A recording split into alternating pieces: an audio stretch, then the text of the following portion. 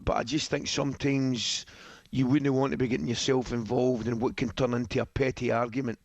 When I'm not saying you should be above that, but you've got more important things to worry about. Listen, there's no difference to a pundit having an opinion than there is a punter having an opinion, and we've had it since football began. That will not change. I'm with Jeff on the Fernandes thing. I think Fernandes has been brilliant this season. I really do. I think he's been absolutely brilliant. I'm a wee bit surprised he got himself involved in that kind of stuff, and I'm a little bit surprised Vicario is getting himself involved.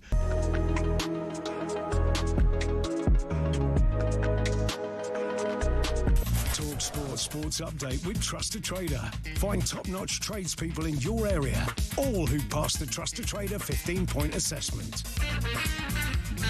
talkSPORT. Good afternoon, I'm Max Scott here with your sports headlines. West Ham fans might be concerned that the club's financial troubles could keep them out the Premier League for a long time, but Simon Jordan's more positive about the future. West Ham have gone down because they deserve to go down. Yes. And there it is. But West Ham, my view, they'll bounce back up again. They've been there before. We did it with Sam Allardyce 12 years ago. Question is, who will be leading them in the Championship? Well, talkSPORT understands West Ham will speak to potential replacements before deciding whether to sack Nuno Espirito Santo. These include Scott Parker and Gary O'Neill.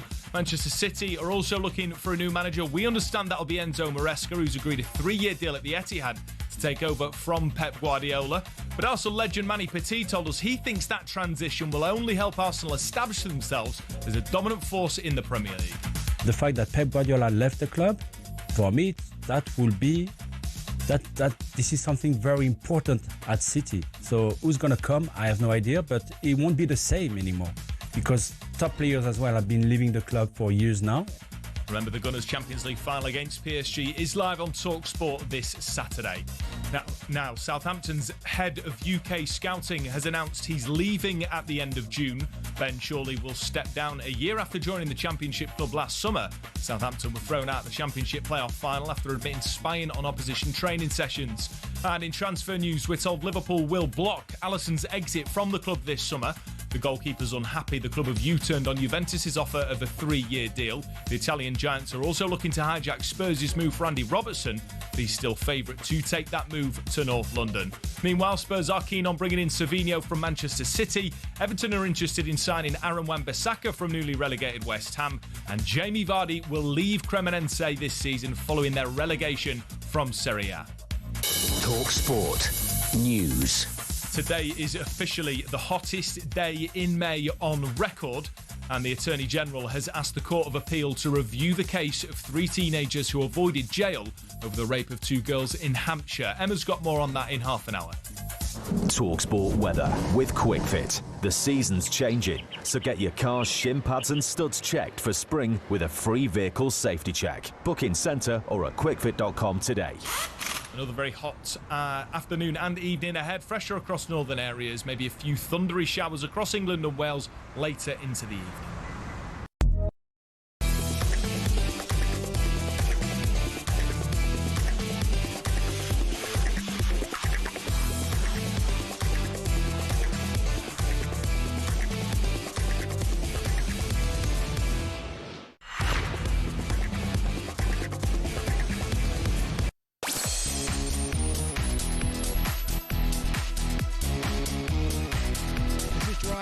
talkSPORT with me, Darren Bent, and we've got some show for you today because here at the James Madison Invitational, live from the Centurion Supporting Dementia Club UK, and we'll be joined by some of these absolute superstars.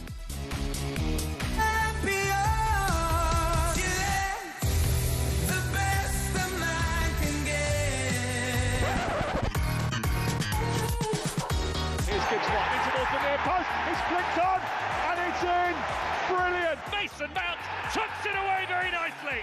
Lovely goal for Manchester United. And the BAFTA goes to Stephen Graham. Sheringham! Name on the trophy. Luke Humphries is now a Premier League champion. Back to Maddison, who shoots into the bottom corner. Milks the adulation of the Spurs fans.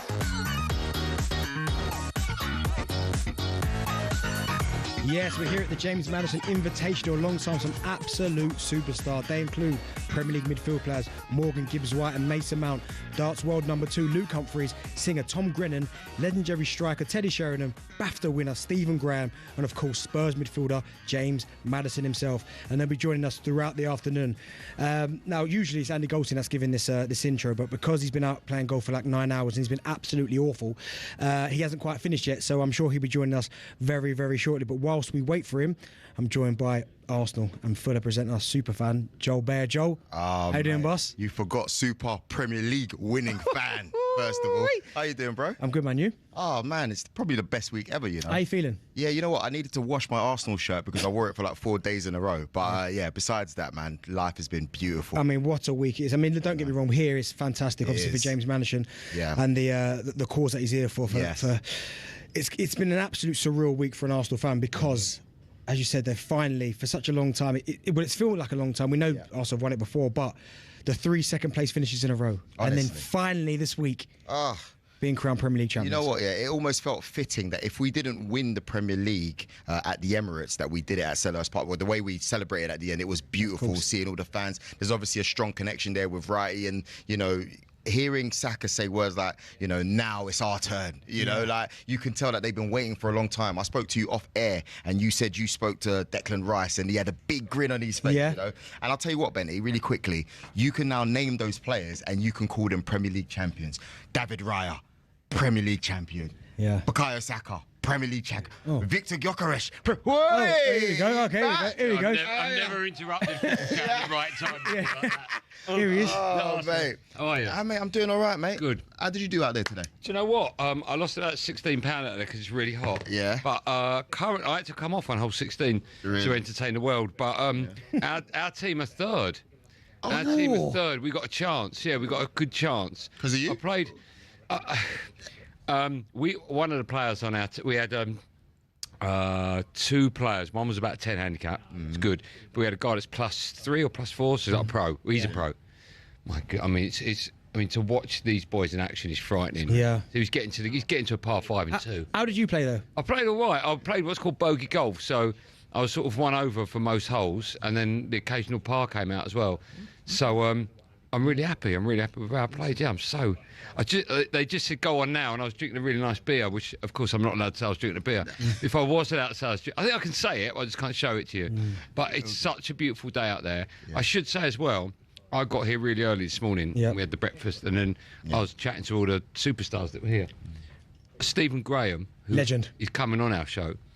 I went up to him and I went, huge fan of yours, and he went, let me stop you there. I love you and Benny. I listen all the time. And then he said, his sort of son-in-law, not really son-in-law, but his daughter's boyfriend was there, they're very young. But he said, we're doing the water fast with you and Benty next week. And I was like, what? And he went, I heard you yesterday. Yeah. So now we're doing it with Stephen Graham. 3 days. The only bad thing about this water diet is that we've got paddle on Tuesday. The World Cup. Yes, we I think we need to get the we'll postpone it for another 2 years. That's fine. Yeah, you know what? We can do that. Perfect. We'll do a water diet Monday. Then we'll go back at Tuesday, and then we'll go to McDonald's Tuesday. Yeah, back to Wednesday. Back Wednesday. Yeah. Listen, I'm wishing you guys the best. Are you going? You know? Yeah. I thought I was going to have a little. You could stay on. Are you free till 7? Nah, not 7. 5-2? Still a bit sharp. Okay, all right. Yeah, but thanks for helping us out. It's very thank you very much for finally coming, you know. Appreciate it. Well, you're not the first man to say that. Yeah, Thank you very much. As in to the show. Listen, I'll see you at the parade. You will indeed. You know, Premier League champions. All right, have a good one. Just go. Love ya. Jeez. Should we swap seats? Should we just... No, you can take the super. No, this is your... I'm not, I like not being in control. This is your time, bro. Oh, wow, okay. Listen, how are you, D? You always say to me, this is why you get paid the big bucks. Yeah. So there you go. How are you? It's hot. It's really hot, isn't it? Yeah, I did my drive. Yes, so we've always gone on about the fact that I can outdrive you. Yeah, I've got to show you a video of this divot. Did you see the divot that was there? No, I saw a forklift truck trying to put some sand back into it. Was that you? Nah, the divot. But you did well. They told me you did well. So Benty's always said he can outdrive me by miles. You originally said over 300 yards, and I said that was madness. But there's the Trackman people that are here. Yeah. And so you've driven. Producer Joe just told me this moments ago. Look how hot he is. Look, Producer Joe just told me moments ago. You've had a go. I've had a go. Yeah. And so the fella, I don't know his name, but he's a Watford fan. He's going to be here a bit later on, and he'll tell us how we both did. Honestly, you happy with I'm it? not going to lie to you. I thought I broke his driver. I hit the ground. That's ours. Oh. Okay, so what do you go? 2 yards or something? No, I had 3. Did I get 10? Because we took up to the whole. 10. I had 1. Mate, I had 3. Oh, okay, fine. Right, turn up. Yeah, I'm happy with the one I got. Yeah. But I think you'll beat it. Okay. Yeah. All right. I mean, if you get 250, you've done. Even do you know what? Even if you do 200, I'm not gonna lie to you. I'd be delighted with 250. Okay, if you do 200, I'll be impressed. Okay, I'll beat 200, but I will nowhere near He's coming on, 250. what time's he coming on? A bit later on. I haven't got ears in, but he's coming. Don't keep it. 6 o'clock, 6 minutes. Something to do with the number 6. Yeah. Either 6 o'clock or 6 minutes. Yeah. Time. I'm guessing 6 o'clock. But I'm happy with how it went. Good. Okay. But the bushes, nearby bushes. Yeah. And the way the guy looked at me when he looked at the driver that I'd hit the ground with. Yeah. He weren't happy. Okay. Well, we'll do that a bit later on, 6 o'clock. Right. Have you told all our wonderful listeners just who is here today? Mate, I'm not a novice. Okay, so I don't for boot room, big show. The locker room. Yeah. So I was chatting with Andy Cole. Oh, is he out there, is he? See? The goal. The goal, he's here. Very keen golfer, he's here. I was playing with Tom Grennan today, so Tom Grennan will be coming on. James Madison was just in front of, or Madders. He was there when I drove. Ah, yeah. What did he say? Nah, just a little. I mean, he was up behind. Mark Wright came down. He was laughing. But, you know, that's what it is. Teddy Sheringham was here. I saw your man Luke Humphreys today. Yeah. So they're paired up. They're in a team. Luke Humphreys and Teddy Sheringham. Nice. They're together. So there's a lot of people here. Wow. You've got the ears, and I don't know what we're doing. You've got to take us. You've got. No, you've got to do it. Listen, read the script. No, we've done it all. No, We've done all that. Look, there's the people that's in okay, there. the Premier League midfielders. Oh yeah, Morgan Gibbs-White. I haven't seen Morgan Gibbs-White. Yep. I have seen Mason Mount. Mm-hmm. I know where's Yasmin who works with us. She's very excited about Mason Mount being on our show. We'll get Mason. Make sure I mention Luke Humphreys, Tom Grennan, Teddy Sheringham, Stephen Graham, James Madison. There's a lot more than that. We've got a superstar next. Kieran Gibbs is coming up next. Who booked that? He's right there behind. He's there behind the thing. Yeah. So if I carry on talking, we'll have less time with Kieran Gibbs. Just goes.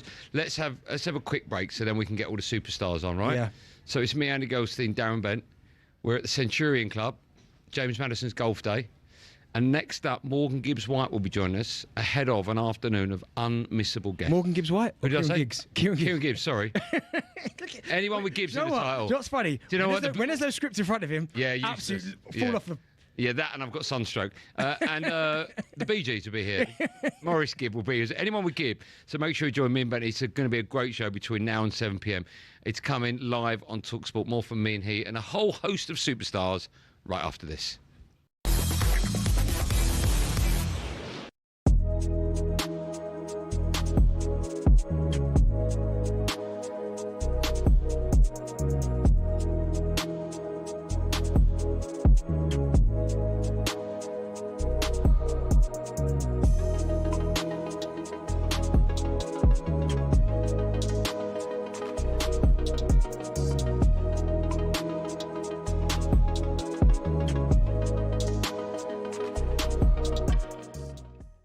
They came mightily close, Emmanuel, to being relegated. And as I mentioned there, 2 consecutive 17th place finishes. And he's saying, 10 to 12 of these guys can stay on. You know, we've got, in other words, we have quite a number of them that can crack on next season. Does he have those players? Does he have as many as that who could do them a job next season? I mean, how many of this group go forward long term, do you think, with De Zerbi?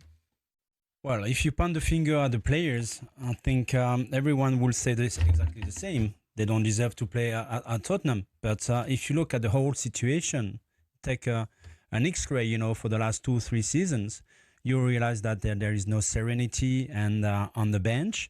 They have changed so many managers. And since Levy left the club last season, I think many people in the board have made so much mistakes, And I think the chief executive, I can't remember his name, but I think he has to take responsibility as well. So, of course, the players have a huge responsibility because when you look at the squad, when you look at the money they have, everything, the new stadium, the fan base, I think this club should have played, for European places. But if you look at the whole situation, I think, for me, I don't understand what's going on at Spurs, in terms of sport vision. I don't see it, because when things doesn't go the way they want, they fire the manager. When they don't want this player, they take another one. That reminds me so many clubs, the policy of so many clubs, and they are wrong. You have to stick with your vision. But what is the vision actually at Tottenham? There is no vision at all because the manager changed every single 3-4 months. So you have to come back on what it means, to to get a team, which means for me, they have to change the mentality inside the club, because I don't see the same Spurs team, the same club I used to see for years and years, Yeah. The mentality for me is the worst. And if they don't change this vision, they're looking at a third. You can take the best player in the world if you want. Look at Manchester United. If you don't change the mentality of the team, it will never happen.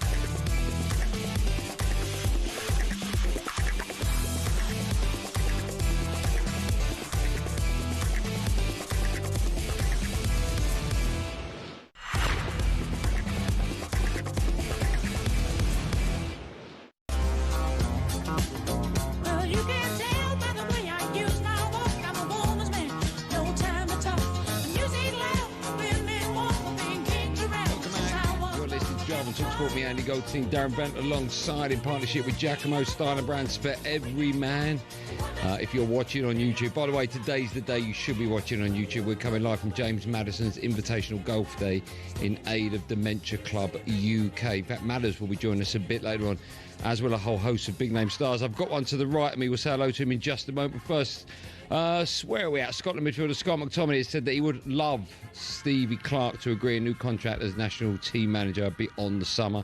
And Saudi boxing promoter Turki Al Sheikh wants to buy Derby County. We'll get more on that a bit later on our show. Right, I've said the big names are coming fast and furious. Let's say hello to our first one of the afternoon. We're delighted to have been joined by former Arsenal fullback Kieran Gibbs joins us on the show.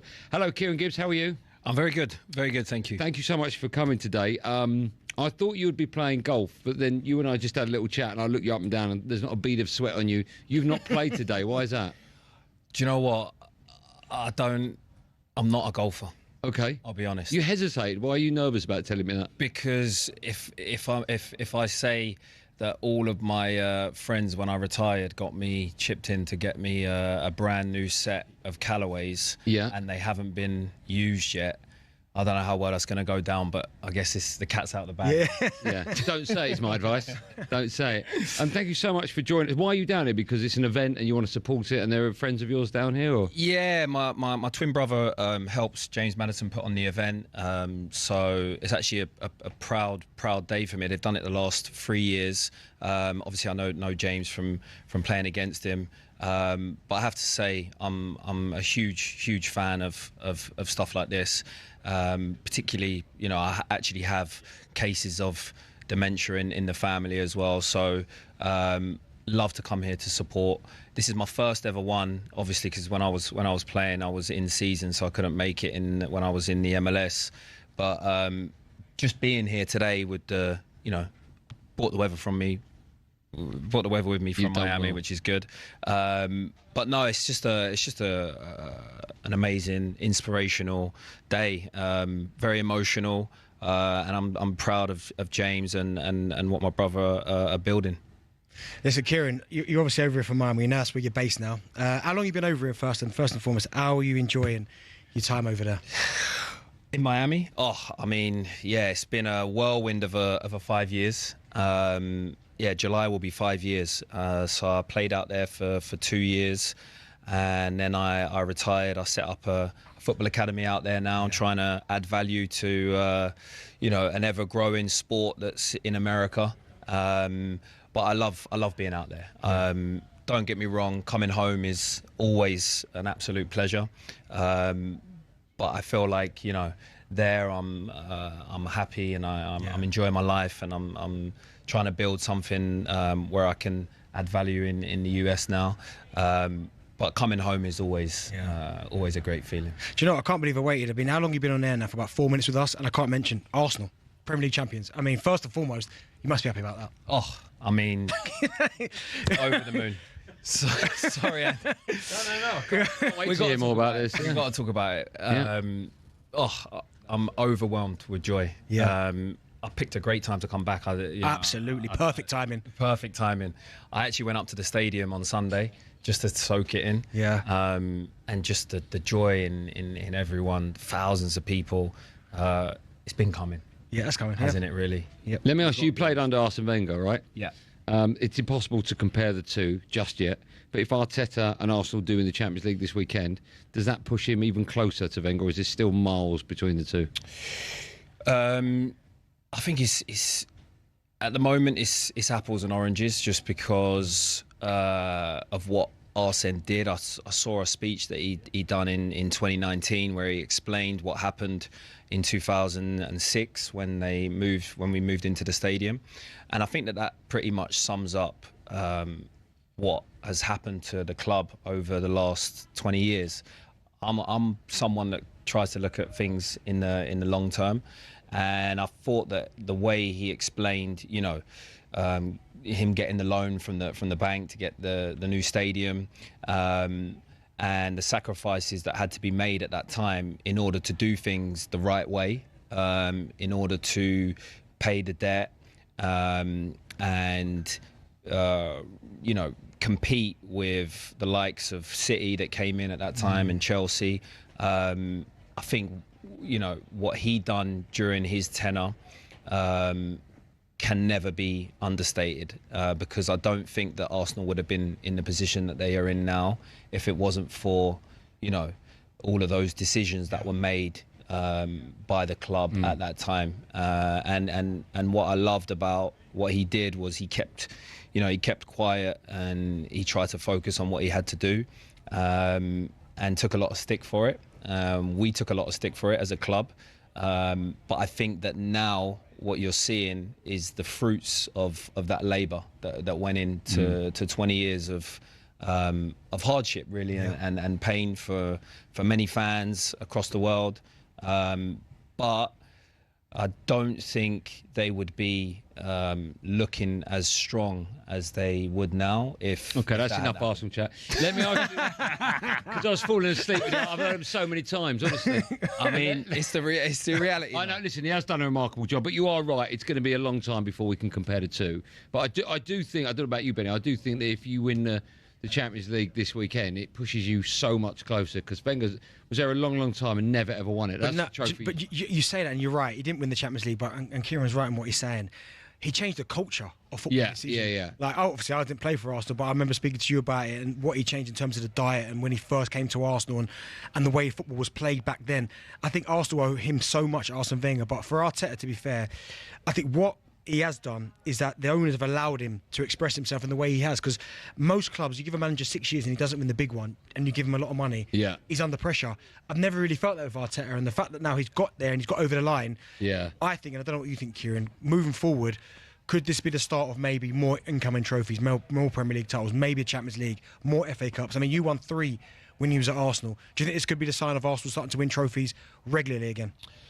It certainly feels that way, just because if you look at the strength of the club economically now, it doesn't seem like they're in a position where they're going to slow down.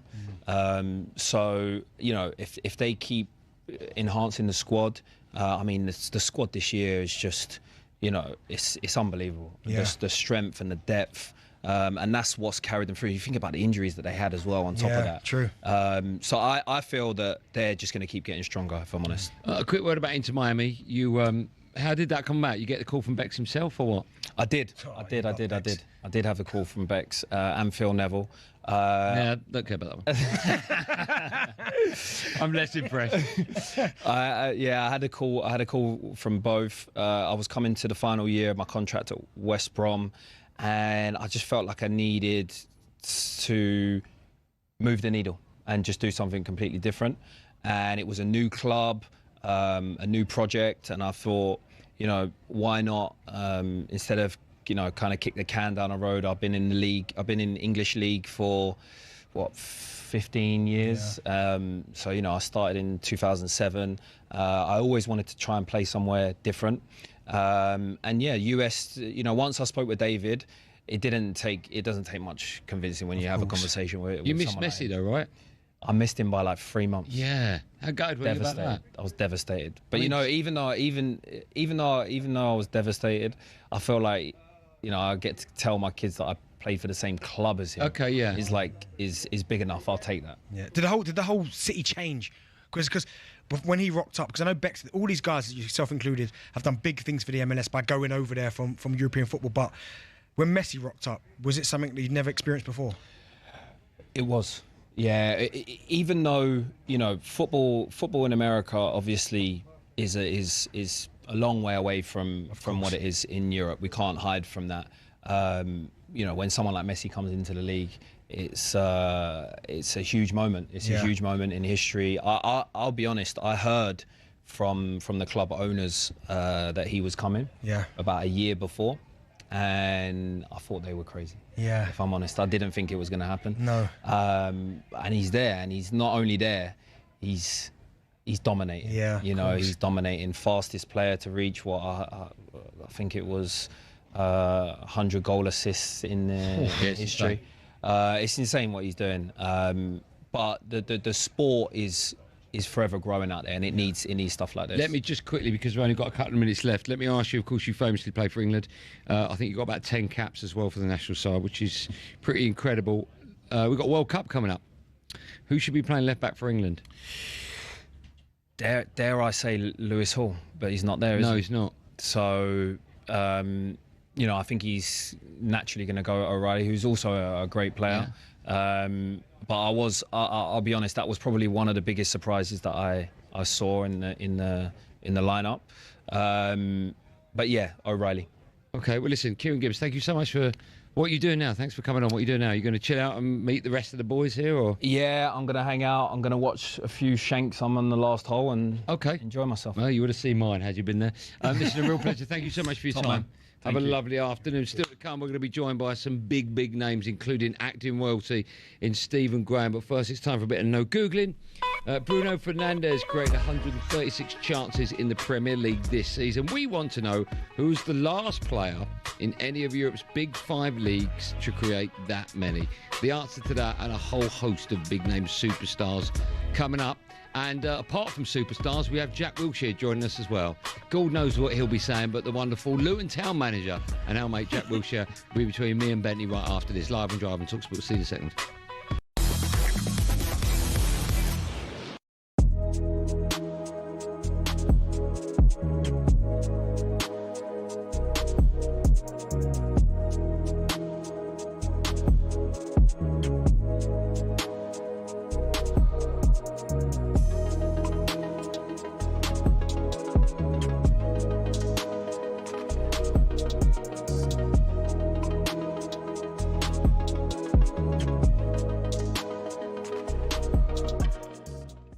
Now, Simon, you're going to enjoy this.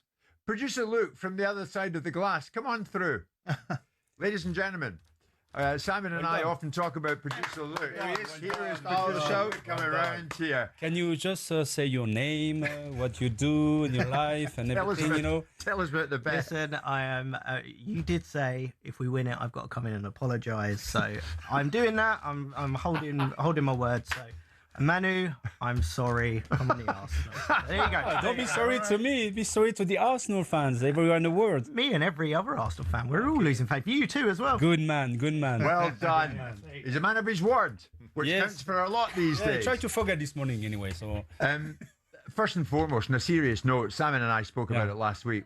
Obviously, What does it mean to you? I mean, how did you react in Paris? I watched the game, every single game the last couple of weeks, and I watched the game City against Everton, and I thought after the halftime, I thought they're running the game, they're leading the score, it's over, it's gonna be until the end, and then Everton did a great second half, and they deserve to at least get a point. I thought they should have won that game, but anyway. After that game, Arsenal were champion. So I received so many text messages, that night, from people here in England, around the world. Tell us, give us some names. Who texted you? If you can. Were right. 20 years waiting, it's such a long time. We deserve it. It's such a great day for Arsenal, for the club, for everyone's.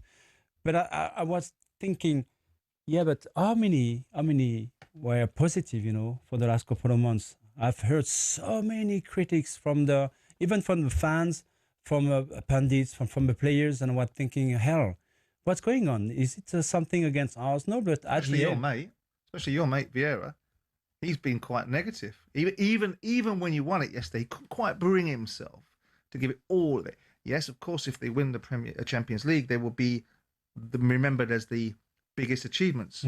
But not the biggest team, not the best team. Oh, really? With Patrick having a big day. Compared to the Invincible. Compared to you guys, or compared to the Invincibles, yeah.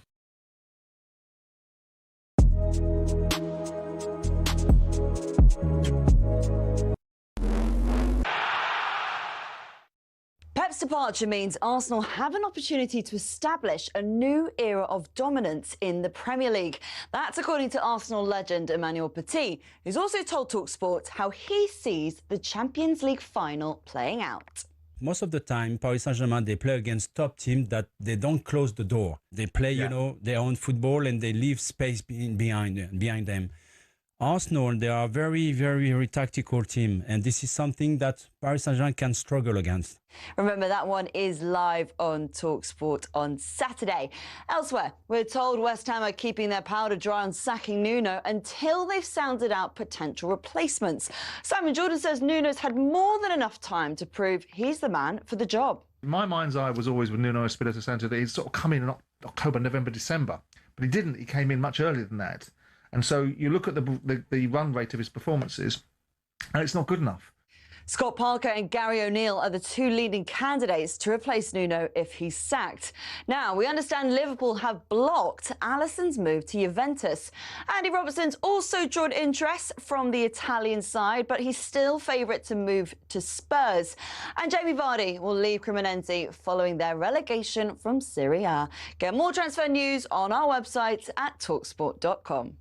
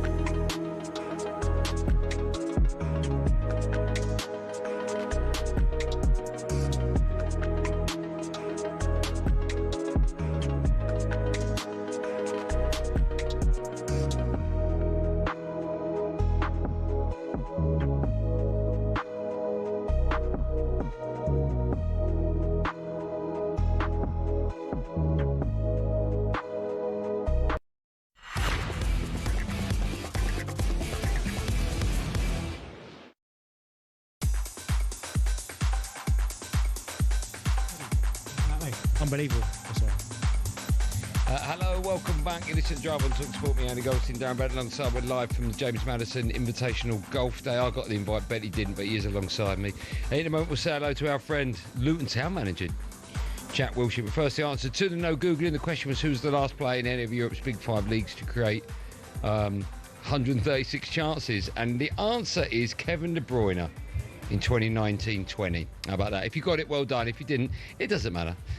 Still to come, we'll be speaking to proper superstar in Stephen Graham. But now we're delighted to be joined by Luton Town manager, former Arsenal midfielder, friend of the show, and just an all-round good guy, the wonderful Jack Wilshere. Hello, Andrew. How are you, Jack? How are you? Yeah, I'm very good. You looking well? Thank you, mate. Your hair could do with some paste in it. Sorry? It's a bit dry. What do you mean? Yeah, I put the powder on it. You know that powder? Yeah, It's yeah, about yeah. 50 degrees out there. So. Do you know, I'm not sure if he is a friend of the show. I messaged him the other day, right, to try and get him on. Arsenal's biggest news in a long time, and I wanted to go to the number one Arsenal guy that I know, which is Jack, and he ain't coming on. Pied me.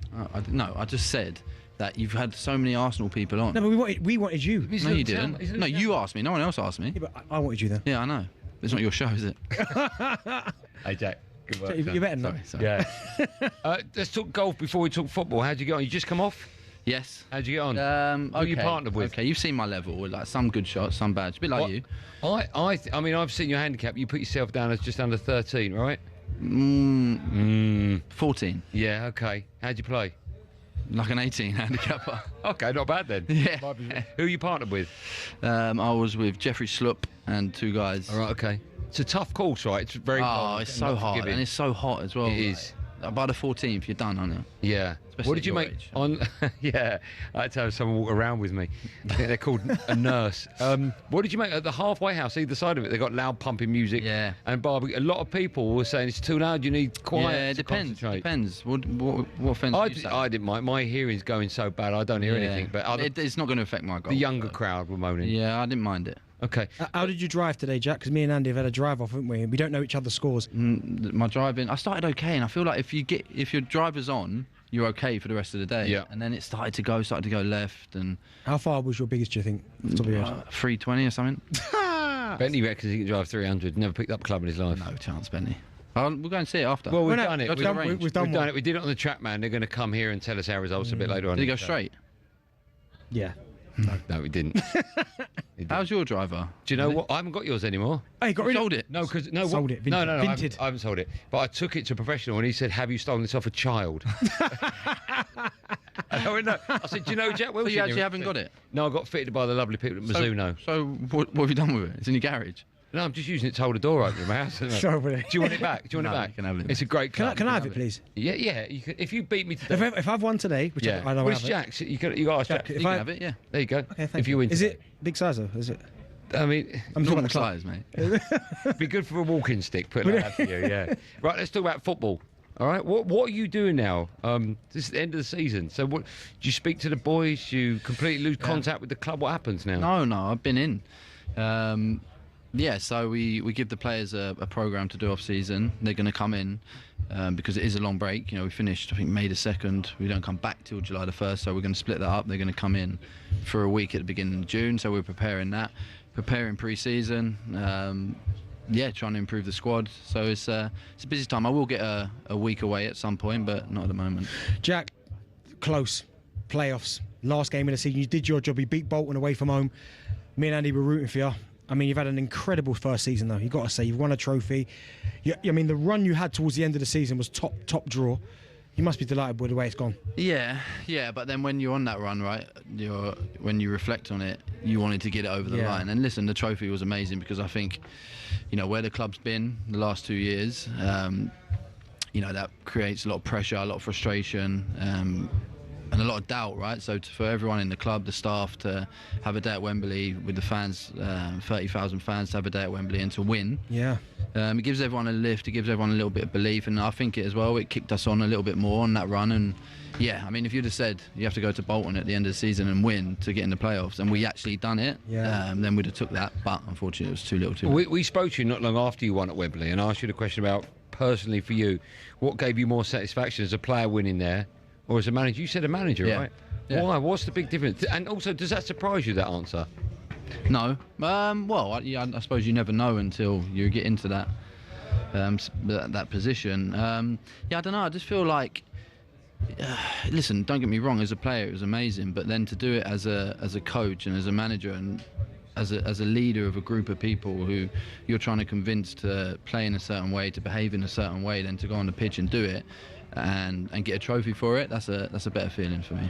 When you will regroup at the beginning of next season, realistically, the aim is just to get promotion, to make the playoffs?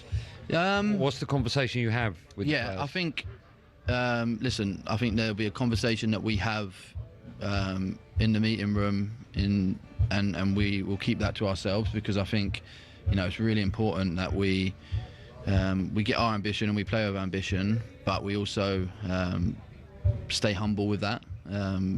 So yeah, we'll have ambition and we'll be trying to be successful, and being successful for us is getting more points, which hopefully will get us in the playoffs. But yeah, there's obviously a lot that needs to go into that as well. You work with the kids at Arsenal, right? So you know that group of players really well. Are you speaking to Arsenal to see if you can take players on loan? Because I see a lot of other players doing that with previous clubs they've been at.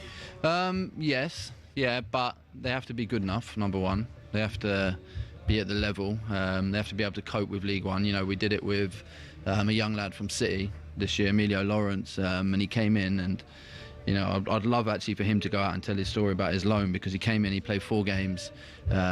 His quality was not in question, but his ability to deal with League One, second balls, your duels, your running.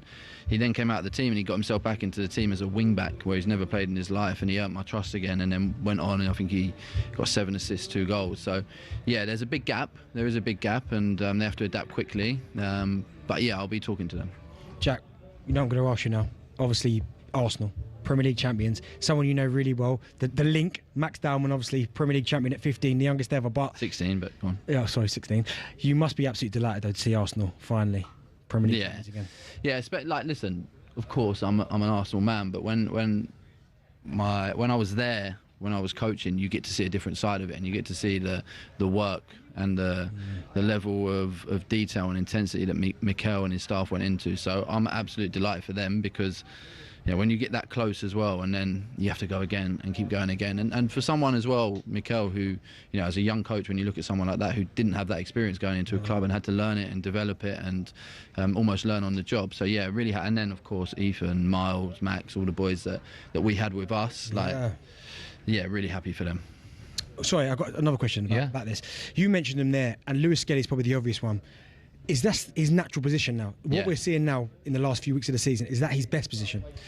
Yeah, I think so, and I think you can see that how brave he is, and he wants to turn the game forward. I always like that about a midfielder, and he used to do that all the time in the youth team, and then took it into the 21s. And yeah, I think I don't mind him playing left back, because you know, I think when I came into the team, I played as a right winger. I was never a right winger, and like, okay, it's not right wing, but positions change, and you have to be able to adapt. And that's why I'm so happy for him, because he got on with it. I know he didn't want to be a left back, but he committed himself to it.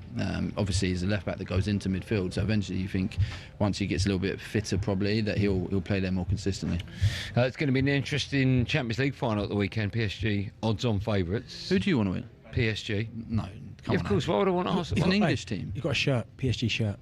That's embarrassing, mate. I'll be honest. It'd be more embarrassing if I had an Arsenal. Why would I want Arsenal to win it? Because they're an English team. Yeah. Okay. Why would I want an English? You're my friend. So this You're my friend. Do you want Man United to win next one? If Man United were playing against PSG, Barcelona, I'd want United to win. Liar. No, that's not true. Such I would. Of course I would. Okay, but this is how I evaluate it, right? Michael Carrick as well. If Arsenal win the Champions League, they'll get more money, they'll become richer, they'll be able to afford better players and become a better club. They're already a better team. Yeah, but why would I want that? Well, I thought you'd like to see me happy. No, if I know that both of you will be unhappy Saturday evening, quid's in. Happy days, right? Oh, really? Okay, so who out the three of us will be laughing the hardest? You two or me? How do you see that? I don't know. I think it's really interesting, actually, because I'm actually going. How'd you get a ticket? I'm working. I'm working, mate. Who for? TNT. Oh, it's the big boys flew me in. But you answered that call, didn't you? Hey, do you want to talk about Arsenal? But just answer that call. No, but look, he's so small. You sitting on someone's lap. Yeah, so I've been looking at PSG, and mate, they kill teams. Yeah. They kill teams. But the only team they didn't kill, yeah, Bayern. And Bayern had a go. Bayern wanted to take the ball, and I feel like you have to be brave against them. You have to want to take the ball, because if you don't, they're going to take it, and they're going to get their wingers in 1v1s, and that's trouble. Yeah, I think that first go is so important. If they get it, you've got to go after them. But the longer it stays 0-0, that is definitely. I think that suits Arsenal without a shadow of a doubt. Yeah, because if Arsenal go one up, Arsenal probably sit a little bit further back, and you don't want that. You don't want that. You need to be on the front foot. Yeah. What's interesting is about 3-4 weeks ago, I thought there's no way Arsenal can win that final, and now we're a few days away, and I think you've got every chance. I know you obviously have, but you've got a lot more chance than I gave you credit for a few days back. I just think I can't imagine what the if you win the Premier League and go into a Champions League final, what that can give you, what that belief, that self-belief can give a group of players going into a Champions League final is the complete opposite if you would have lost it, right? Yeah, in a way as well. They done it a few days, or was it the Tuesday or the Monday before, like they didn't have to go into that game at the weekend with all that like it would have been draining. Emotions and mental capacity. Like there. So listen, that doesn't mean that they're going to win, because I think PSG won it ages ago as well over there. But they're used to that. They're used to winning that. So yeah, I don't know. Maybe it can give Arsenal a boost. There'll definitely bring them more together as a team when you win something together. Like it's the best feeling ever. So let's see.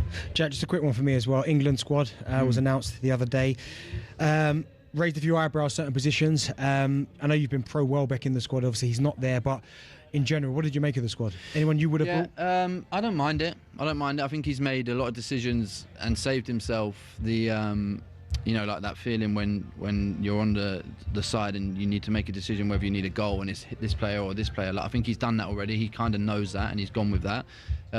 I'll always fight for Phil Foden because I love him. I think listen, I know he's not been in the best of form, and there probably are people in this country that want that as well. We've been crying out for that for years. That the England manager picks a team that are in form, and he's done that. But I would have probably put Foden in because I think he's got a little bit of magic. But yeah, I like it. And I think we also, in my opinion, he's the best manager we've had in a long time, and we have to trust him. He's a winner. Before we let you go, if you could only choose one, Luton get promotion next season, but Arsenal get beat 10-0 in the final, would you take it? Luton get promotion. Yeah, fine, okay, we agree. Yeah, I hope you're right. Jack, listen, what are you doing now? What are you doing for the I'm going to get a Coke because I'm boiling. Yeah, I might stay for a bit. How long are you on here? 4 till 7. 4 till 7 weekdays. You know that, right? Yeah, I do know that. Yeah. Okay, well, I'll see you later on for an alcohol-free beer. I don't drink, but yeah. That's why I said alcohol-free, Jack. Sweating, mate. Yeah. I'm very hot, yeah. Yeah. Cheers, guys. Good seeing you. There you go, the wonderful Jack Wilshere. We've got loads of guests coming up. The superstar, the big Spurs fan, Michael McIntyre, will be joining us right after this live and drive on talkSPORT.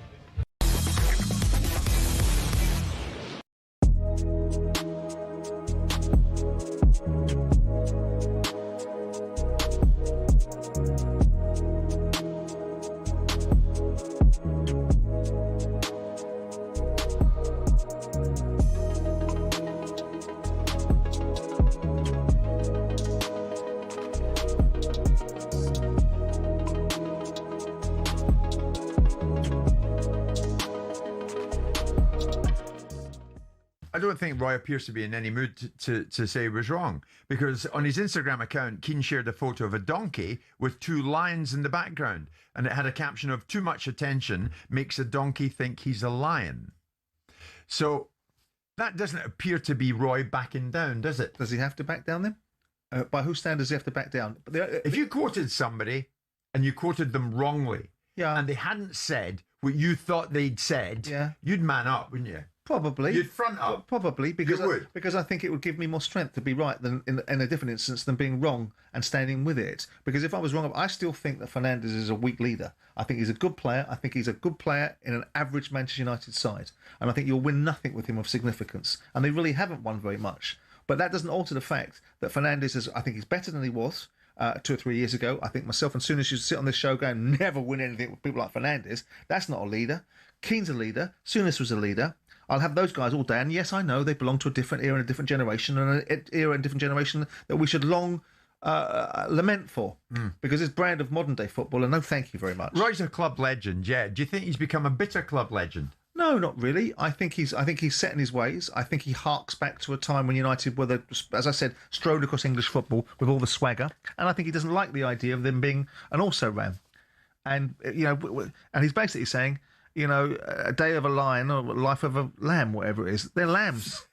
They're lambs. This Man United guys. They can't even breathe the same rarefied air as the Man United teams of the previous.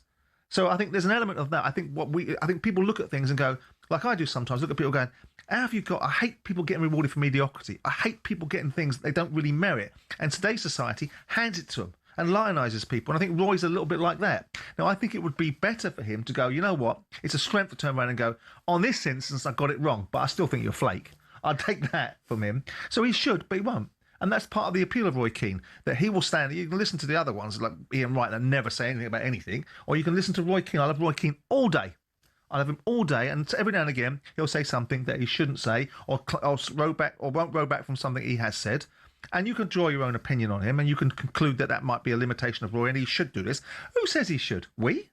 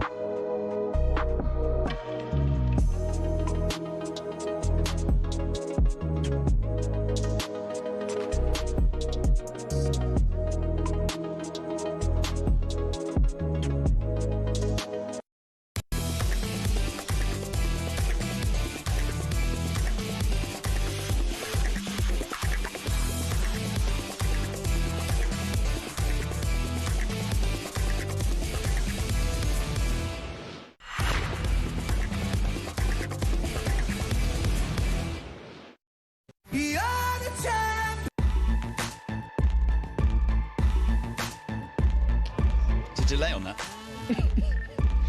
You're listening to Drive on talkSPORT. It's me, Andy Goldstein Darren Bent, in partnership with Giacomo. Get fresh looks and great brands from Giacomo. We're coming live from James Madison's Invitational Golf Day in aid of Dementia Club UK. Still to come, we'll be joined by James Madison himself.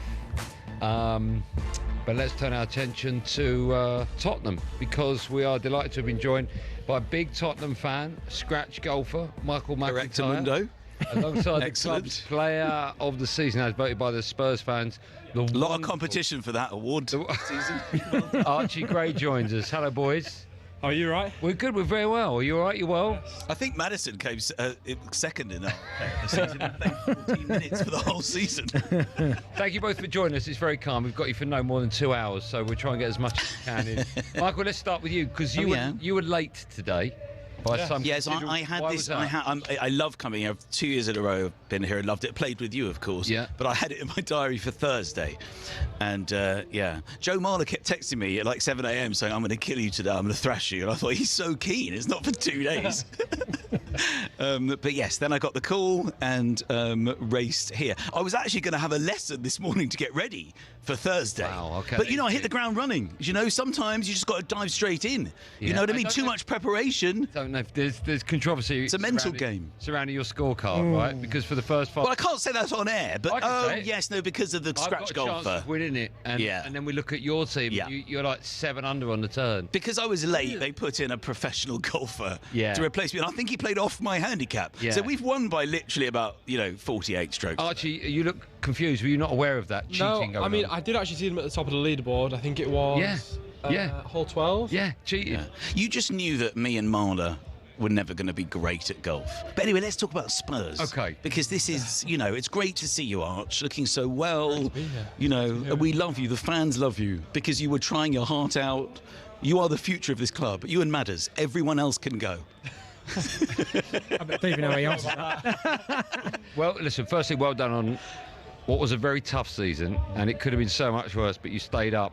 What was it like in the dressing room after the final game where you realised you weren't going to be playing football in the Championship? That was just one of relief, I would imagine, right? Yeah, it wasn't even like a...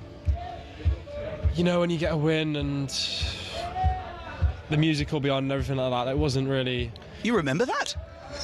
I know, it's been a difficult season, but after the game it was almost just like a big out breath and a big relief. Just the season's done. It was it's been a difficult season, a horrible season, and it's unacceptable. But I think the manager's top, and I think we've got something to look forward to next season. So yeah.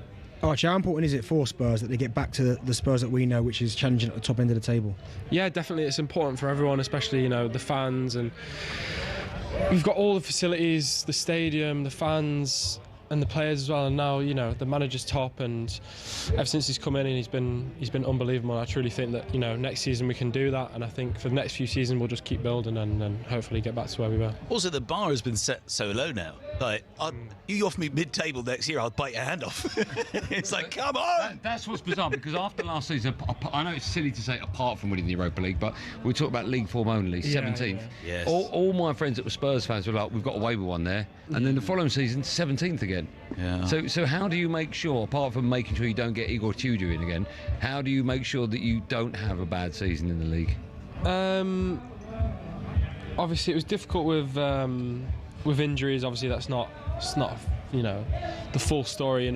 Us as players, we've got to take responsibility. It's not the manager's fault and everything like that. We're the players who are out on the pitch, and we take responsibility for that. And we just got to focus game by game. I think without Europe and everything like that, I think it'll be a little bit easier for everyone to stay fit, and then be more competition. Everything will just be a little bit not easier, but it'll be easier for us to improve on the season. So yeah. Michael, for you as a Spurs fan, you've had a strange couple of years because you've obviously won your first trophy in a while last season. It was an amazing night. I remember I saw you. Yeah, amazing. It was fun.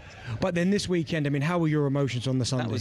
You were hungover for a whole season. That's when you know you've had a great night. You only just remember. He's like, what's happening? I'm ready for a new season now. You nearly got relegated, mate. That was quite a night. So, yes, what's the question? So, Sunday, your emotions, how was it? What are you, an Arsenal fan, aren't you? But you played for Spurs. Yeah. I find this slightly disgraceful. Why? Well, because you played for Spurs. Yeah, well, listen, Archie will tell you, when you become a professional footballer, that all goes out the window. Does it? Yeah, of course it does. Okay, all right. I don't agree with that. Mate. Would you play at the Emirates? You're a Spurs fan? I am now, yeah. Oh, now? Leeds and Spurs. Now. Obviously growing up. Who was your team? Both played. Leeds, obviously. Oh, okay. If Leeds come in for you, you go back there with open arms, right? I'm happy at Spurs right now. Oh, right, okay. I'm contracted. I know you are. Just Michael, from your perspective, right? How close, realistically, were Tottenham to going down in your mind? Were you playing? To mentally come to terms with the fact that we were going down. Well, when we lost those games, those huge games, like that Forest game, when everybody got behind us and. We couldn't do it. It was a whimper. The Palace game, we were making massive mistakes, and then the bad luck and the injuries. And I thought Kudus was going to save us. I thought there's no way a team with Kudus, if Kudus comes back in this team, we're not going down because we've been lacking going forward. But then he got injured when he was injured. I mean, we got an injury from an injured player. I mean, he was going to come back. Yeah. Nobody knows how he got injured again. We had so much bad luck. And at one point I was like, what would it take for a club like Spurs to go down? And everything was contriving to make that happen. And even right down to the Chelsea game last week. But then we still did get lucky. West Ham did stumble.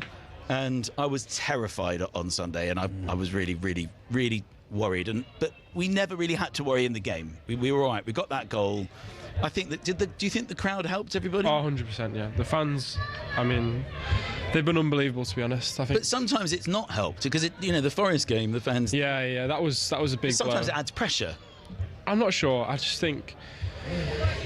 There's the fans do so much, and they can be the 12th man all the time, but ultimately it is just down to us as players. Yeah. And obviously with the fans it gives you a little bit more energy and everything like that. But it is down to us. So like in the game like Forest, it was our responsibility as a team because heads went down a lot. That's when I thought you seemed a bit broken as a team because when something like Romero gets a red card or something goes wrong, but De Zerbi's come in and changed everything. We're going to let you carry on that conversation at the bar, Archie. Great, thank you so much. And listen, thank you. A lot of my mates are Spurs fans, and every week they come back and they say you're the man. So I know you got the award, the Spurs vote for you as their player of the season. Thank you. Congratulate a bad season for Tottenham, a brilliant season for you. So well done. Thank you very much. And Michael, thanks for helping us out. I know that you haven't done any interviews. I would totally mirror that, by the way, Archie. You play with your heart as well, and you're very talented, and all fans can see that. We really appreciated it. And Michael, thanks for coming on. I know you love doing interviews, so I really appreciate that. Yeah, it's not my favourite. I know, but how's the hair gel going? Well, you tell me. What do you think? Well, I always like to plug it. It's going well. It's available at damonbarber.com or John Excellent. Lewis. I'm going to go and get that now. I'll send you some. Amazon Prime, baby. Bye. Thank you, Michael. There you go, Michael McIntyre, Archie Gray. We've got so many big guests coming up. Stephen Graham will be joining us. James Maddison, of course, it's his golf day, and loads more big names. We're only a third through, actually. We're here till 7 p.m. So make sure you stay with me and Benty right after this live on Drive on talkSPORT.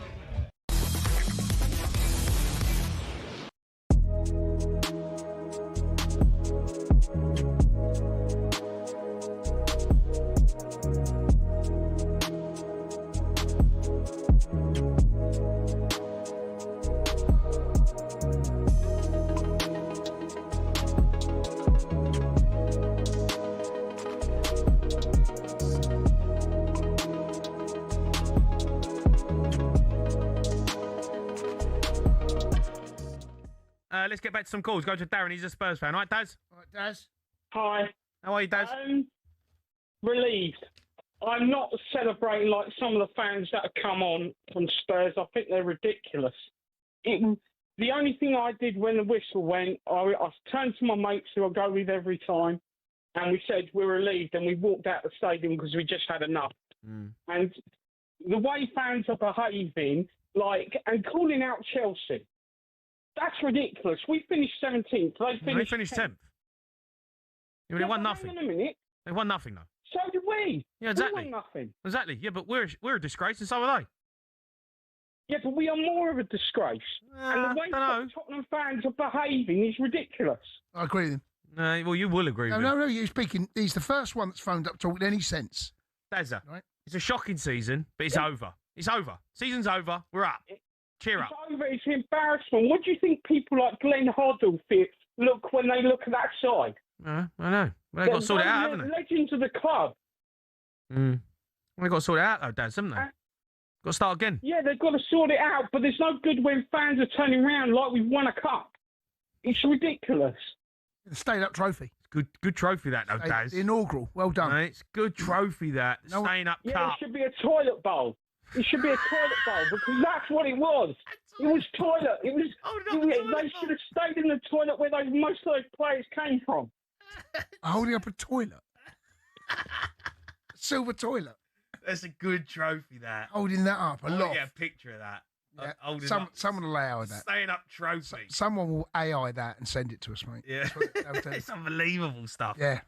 Listen, Daz, enjoy it, mate. It's up. It's over. We can all relax now. Got the World Cup coming up. He's the only one under a rock. Just relax. The only one that's got any. Only one that's got anything about him. Only Spurs fan today.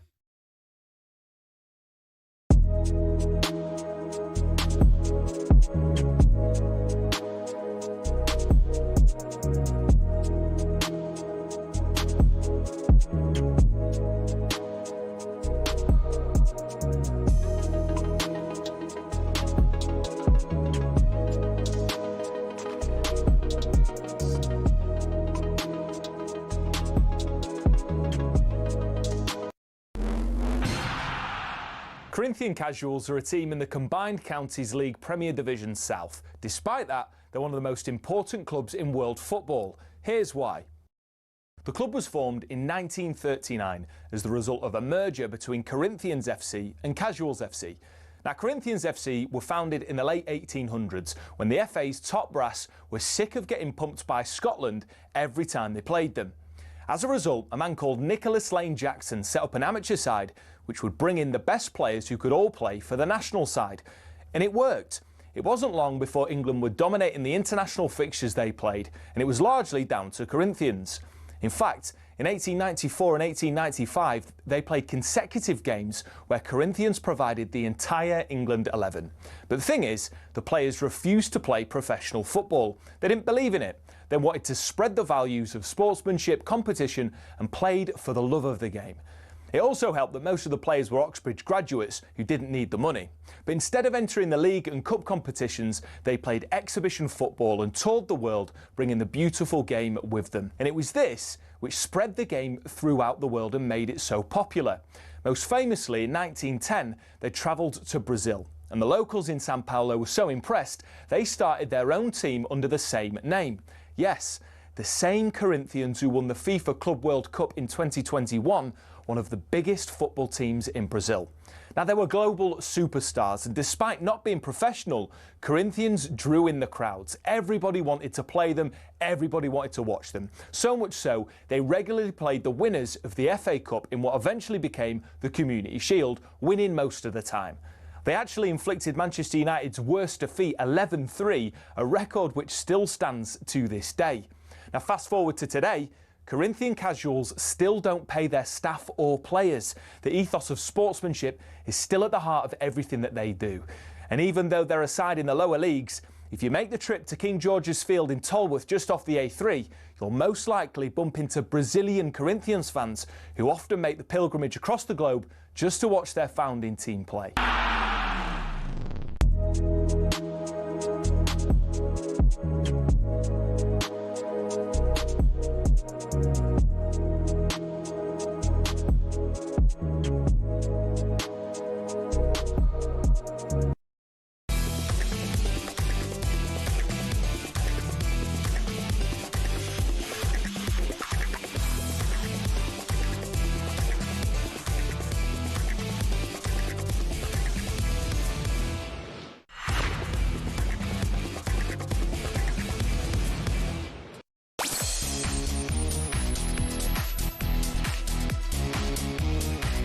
Welcome back to our number 2 of Drive on talkSPORT. It's me, Andy Goldstein Darren Bent, alongside. We are live from James Madison's Invitational Golf Day in aid of Dementia Club UK. Still to come, we'll be heading to Germany to look ahead to tomorrow's Conference League final. We've got some wonderful guests. We've already had some wonderful guests. And next up, we're delighted to be joined by this Premier League star. And Morgan Gibbs White has equalised. He's volleyed it in. He's a top player. He's a top player. He did everything to deserve the national team. Fair play to Morgan Gibbs White, captain, stepped up. You know, he's banged some vital goals for us. Gibbs White bringing it forward here. Shoots deflected and in. First blood to Nottingham Forest. What a start to this game.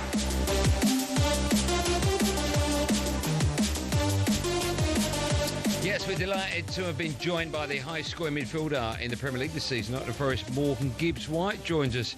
Hello, Morgan Gibbs White. How are you? I'm good. Thank you so much for coming on our show today. It's very kind of you. In a moment, we'll talk about your head injury, which looks like it's healed really well, actually. But first things first, golf. How did you get on out there today? Not too bad, to be fair. It was a really hot day, so I'm drained. I'm knackered.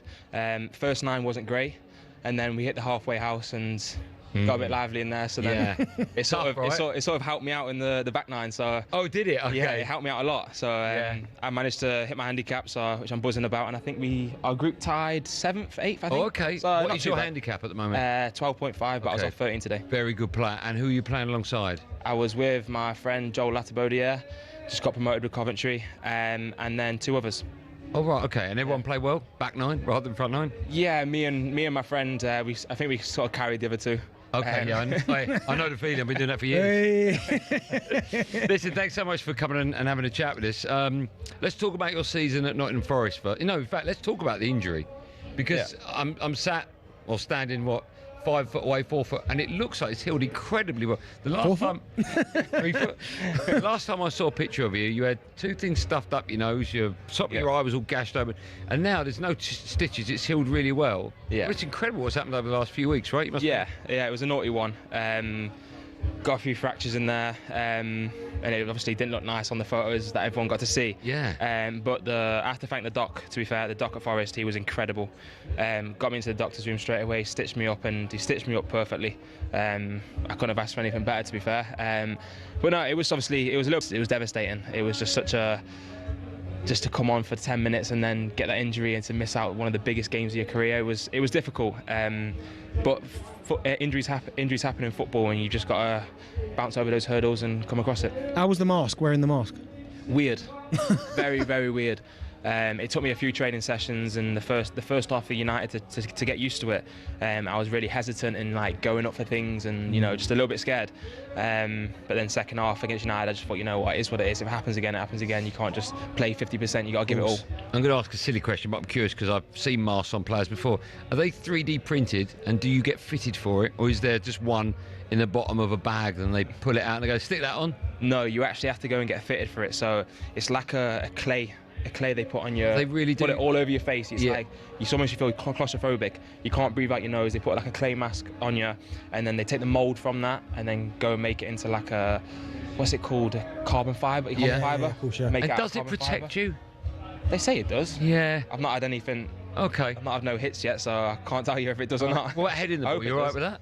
A little bit sore after the first few days trying to head it. It was obviously a little bit sore, but I think now it should be all right. Well, it's not going to matter now. I've got the whole summer to enjoy, so I can rest and recover. Unless you're playing in front of us, and I've got some of my they're coming your way. Let's talk about club football first. What do you make of your season at Forest? I mean, great in Europe, right? Yeah, it was a very interesting season. Very, very interesting season. I think we had a lot of managerial changes.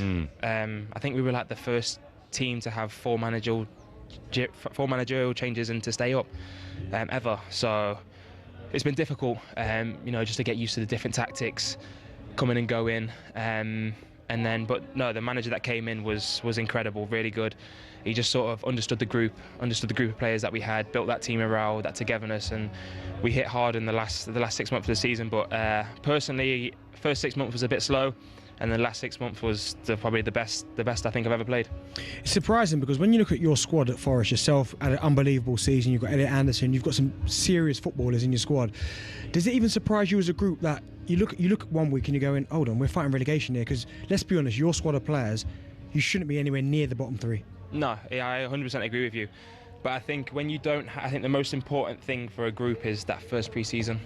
Having that long pre-season together, going away wherever you are in pre-season, getting all the training sessions in, getting all the tactics in to how the manager wants to play, getting that team morale, that team bonding. I think that's so important.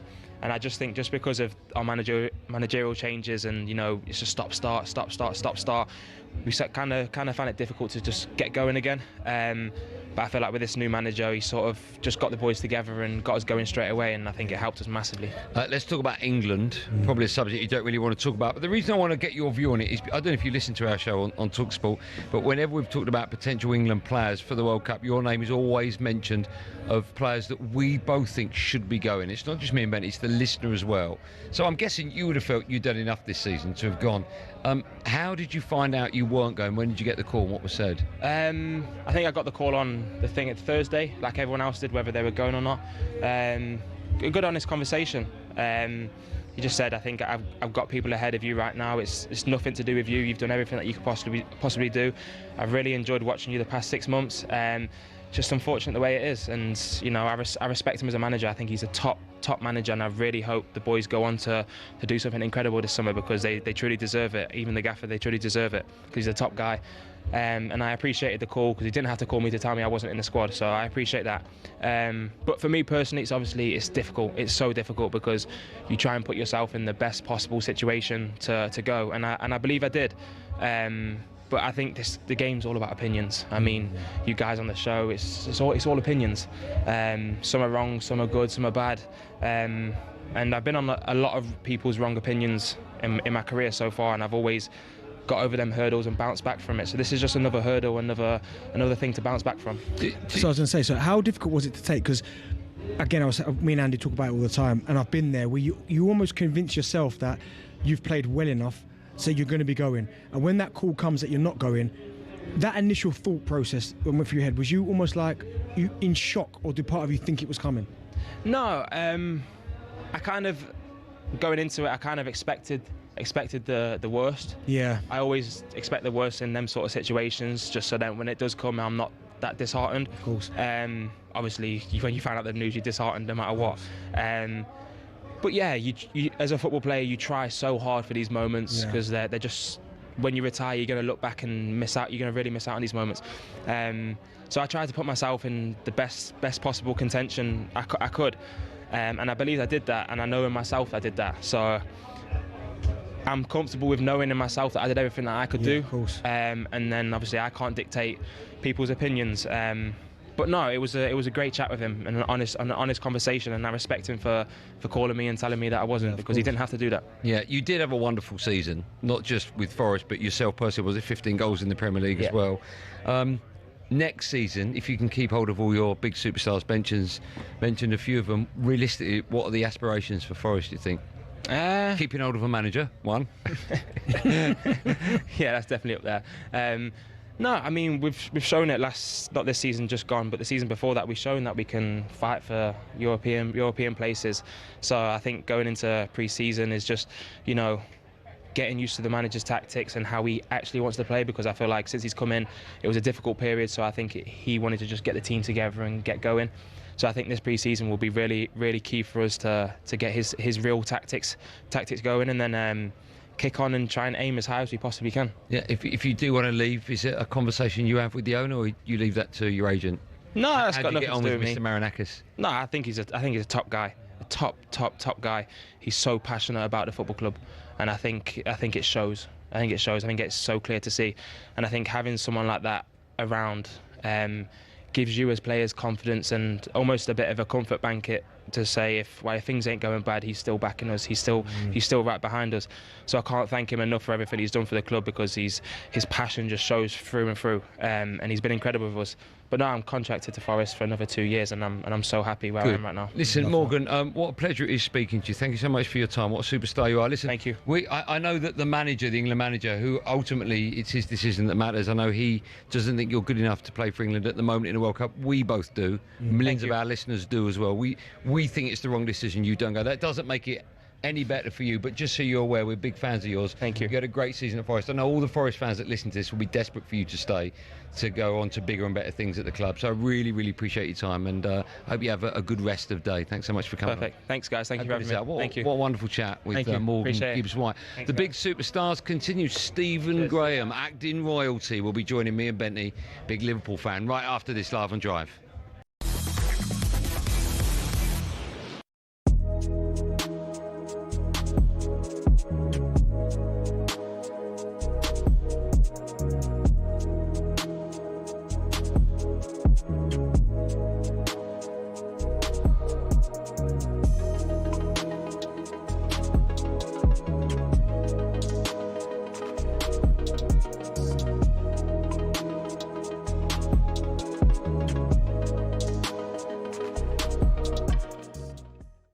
About 2-3 players, right? And I get that Spurs miss out. But that's the track record. There's plenty of players out there over the many not years. lads from Middlesbrough who come off the bench in the playoff final. Like, well, he was injured. He was injured. No, He's been the best player in the Championship this season. Yeah, I don't want to sign Championship players. Spurs don't need to sign Championship players. We've got Championship players. They've shown that.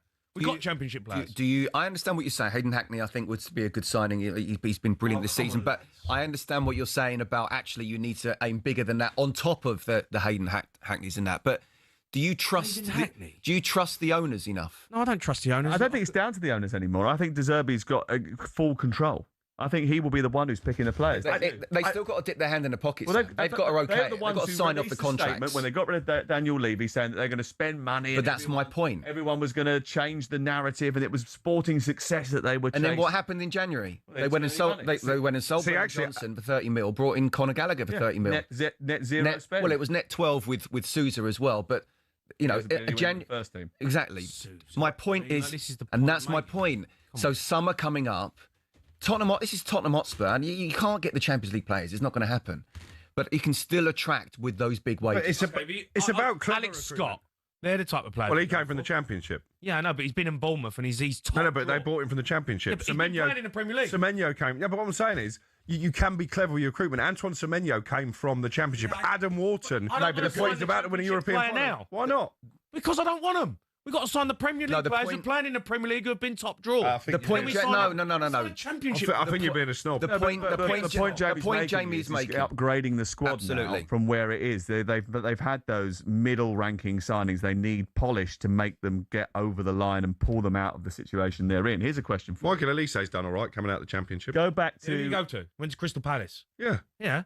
and then went to Bayern Munich. Crystal Palace finished above you. They're in a European final. Yeah, but you don't sign. We don't need players from the Championship. You do. Rookie. No, we don't. We need a rebuild. We don't need a rebuild from the Championship. You don't need big-time Charlies coming in. What are you talking about? It's not big-time Charlies. You've got to find the right prospect. But you don't sign a player from the Championship. We've got Championship players. We finished 17th.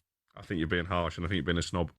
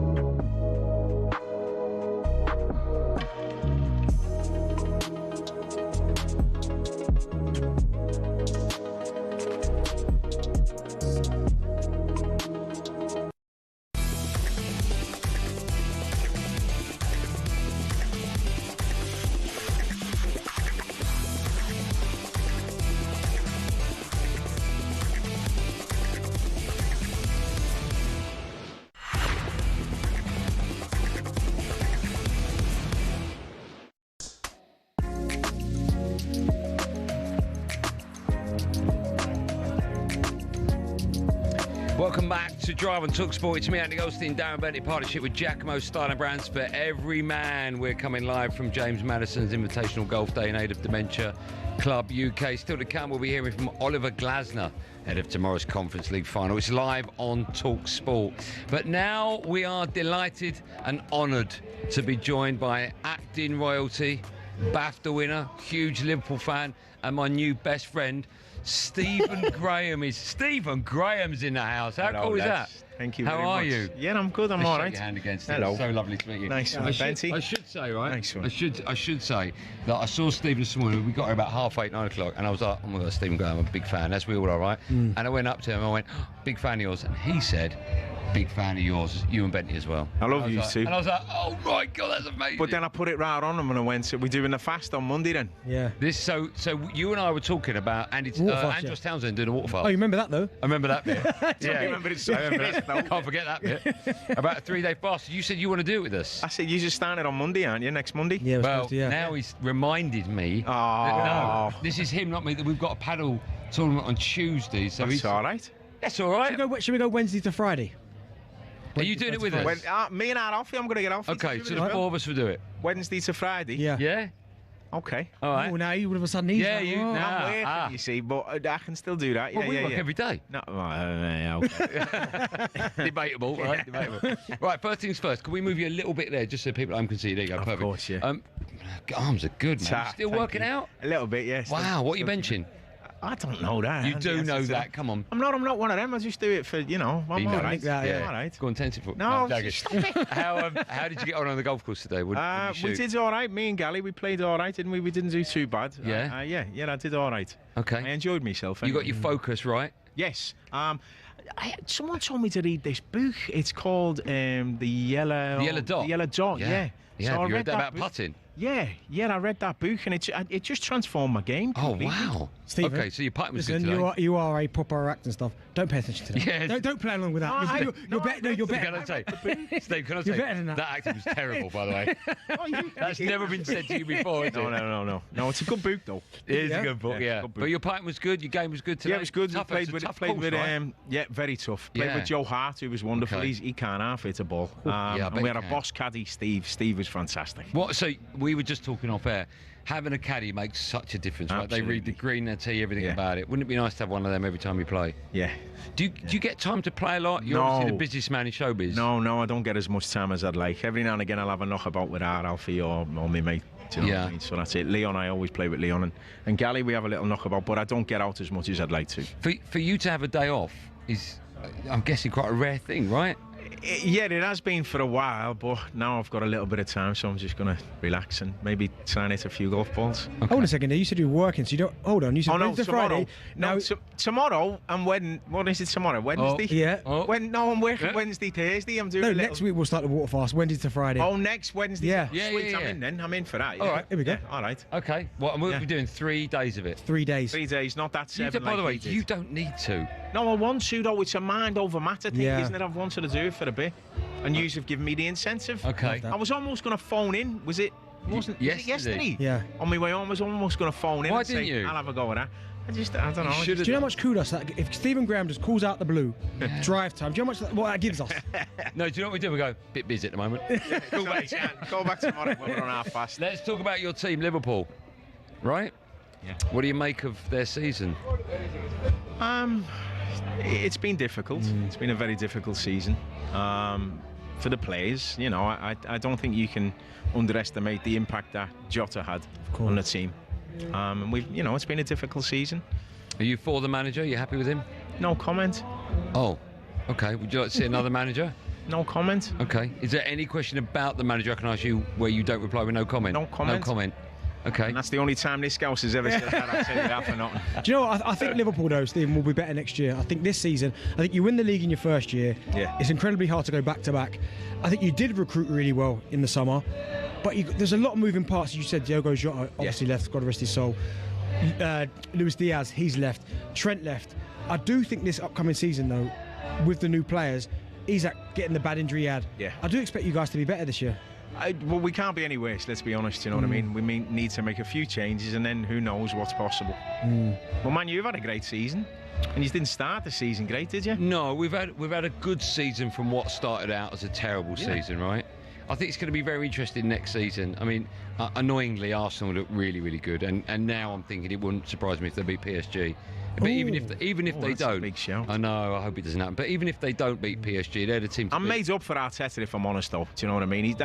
They've backed him, and he's been there 5 years? Yeah. Yeah. This is his 6th year. This is his 6th year, and he's come away with the Premier League. I think he's fantastic as well. I really like him, and that team's a good, solid team. Yeah. They're a good team, them. Do you think that's what Liverpool are lacking? Maybe a win the dog. No comment. We've only got you for a couple of minutes. I have to talk about adolescence, right? Oh, thank you. Do you get bored talking about it? And the reason I ask that is because everyone I've spoken to adores it. You won the BAFTA for it, right? Yeah. And it's just everyone that sees you, I'm guessing, wants to talk to you. It's almost like having a catchphrase. People will shout the catchphrase back at you. They want to talk to you about adolescence.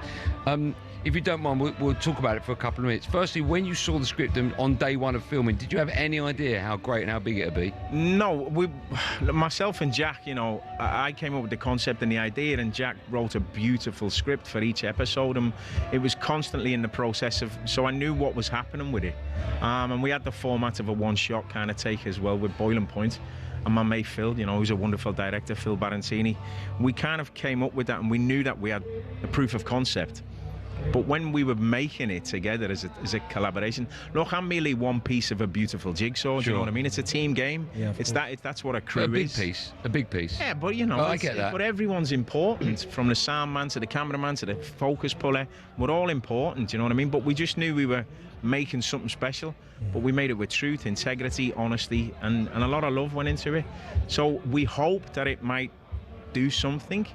But we never, not in our wildest dreams did we think it'd catch the zeitgeist the way it did. Yeah. I love that people talk about it because it's creating conversation.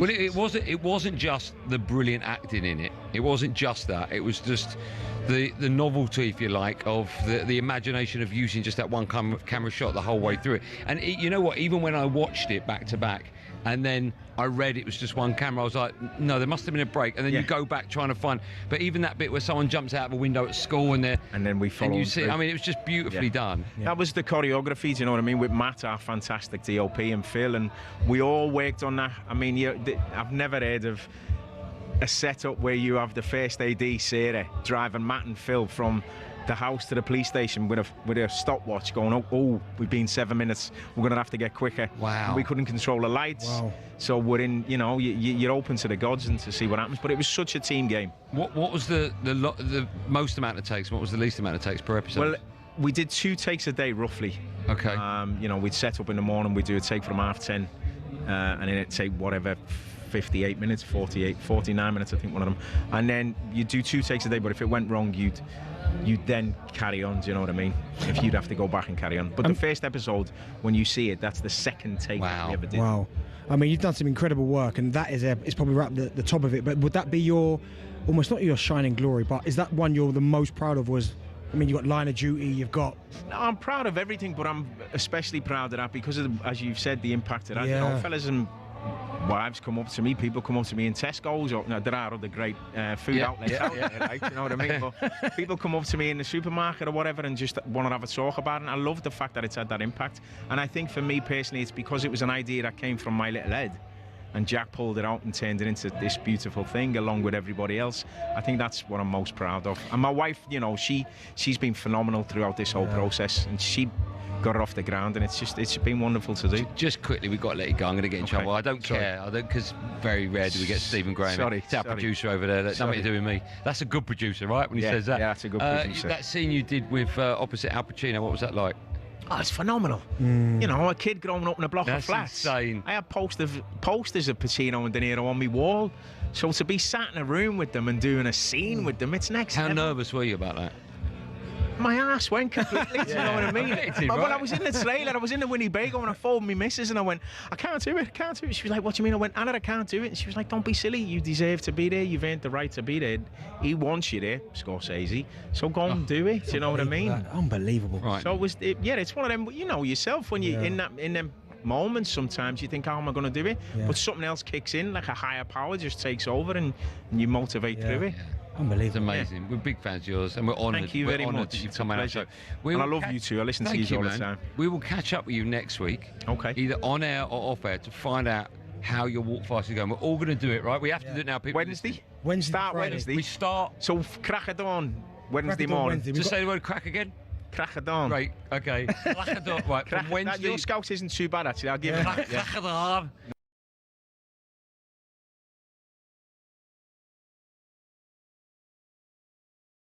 The paddock tournament next Tuesday. So Wednesday, we start. Fill yourselves up. Get all your coffee. Your body and no all coffee. That. No coffee. No, that's what we were saying. No coffee. Just water diet. Oh, hold on. Okay, one coffee a day. In the morning. Yeah. One double espresso. You know what, because you've been so good, I'm going to let you have that espresso. Okay, we can have one coffee in the morning just per to day, get off. And then just water. Yeah. Okay, none of your shakes and all that, don't know. Say something else. None of my shakes.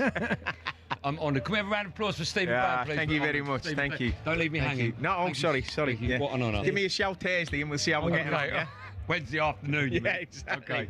How good's that, Stephen Graham, everyone? Thank you very much. When we come back, the show will be going only in one direction. Yeah, sorry. We'll be joined by Niall Horan will be on our show. See what I did? More from me and Bentley right after this.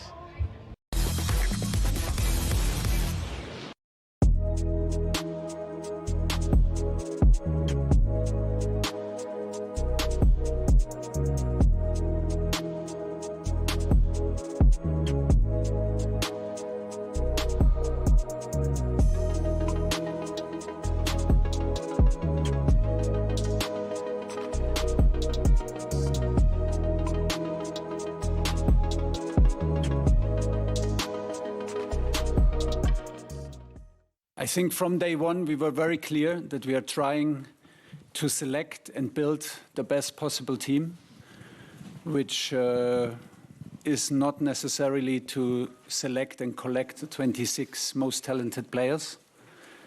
Teams win championships, it's as simple as that. And what we are trying to achieve in summer can only be achieved as a team.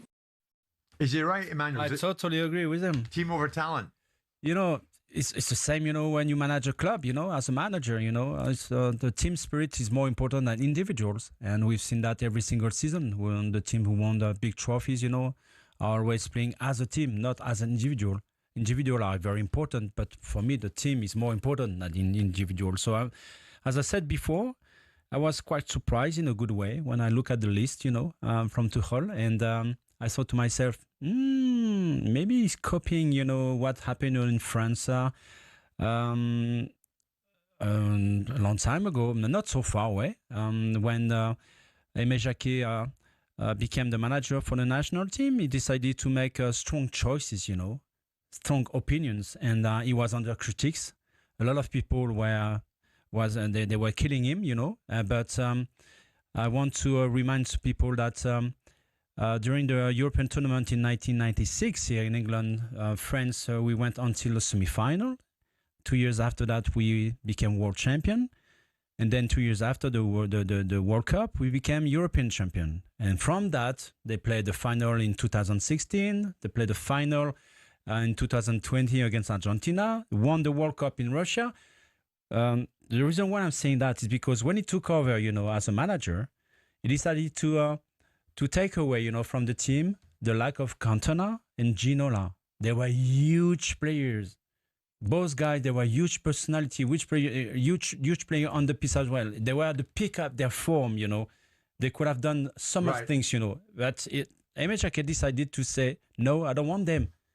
The team is more important. So I would probably pick, less talented players up front, but that can fit into what I want as a team.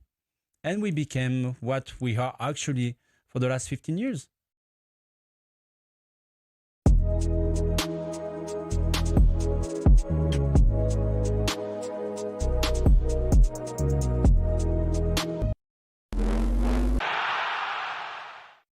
Pep's departure means Arsenal have an opportunity to establish a new era of dominance in the Premier League.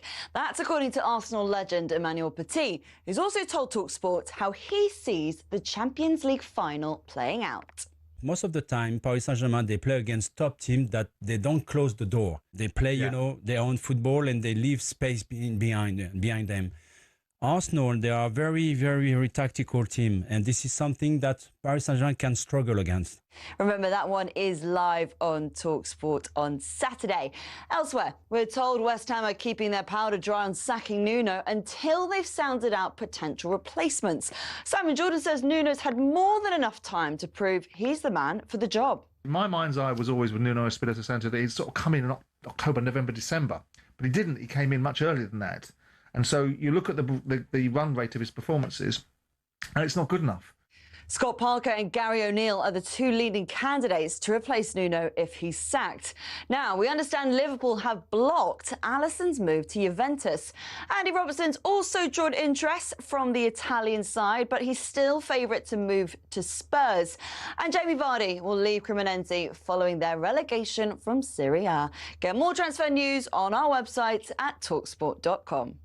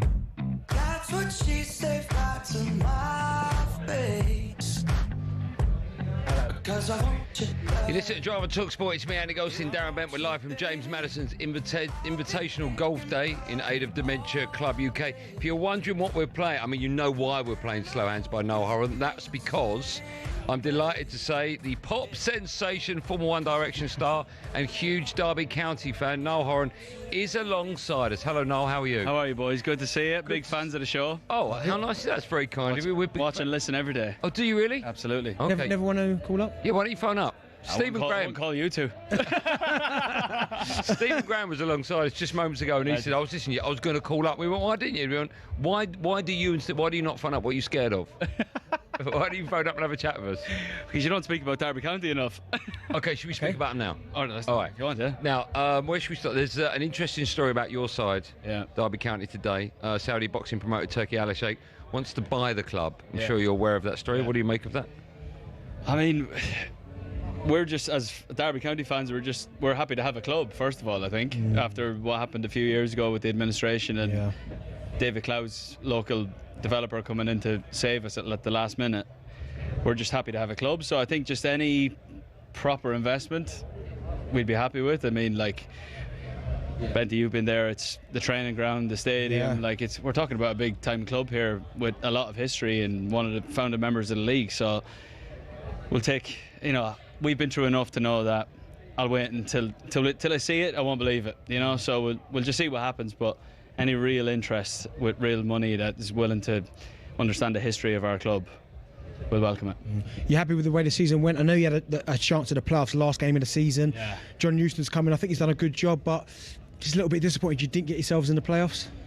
Yeah, I mean, like, to be fair, I think we did the job with the squad we have. Yeah. Is the truth, really. I think we were in the playoffs for an hour on the last day of the season and then holding a job, and whatever happened with us and Sheffield United was kind of neither here nor there. But they said it was a good season, and I think next season, it's about next season, really. I think what John's done there with the money he's been given and the players he's been able to bring in, I think if we just give it one more push in a window, I think we've got a chance. What do you think the big difference has been since he came in? Because when he came in around about Feb last year, you were in or around the relegation. Yeah. What, as a fan, when you're watching this team play now, what are the major differences?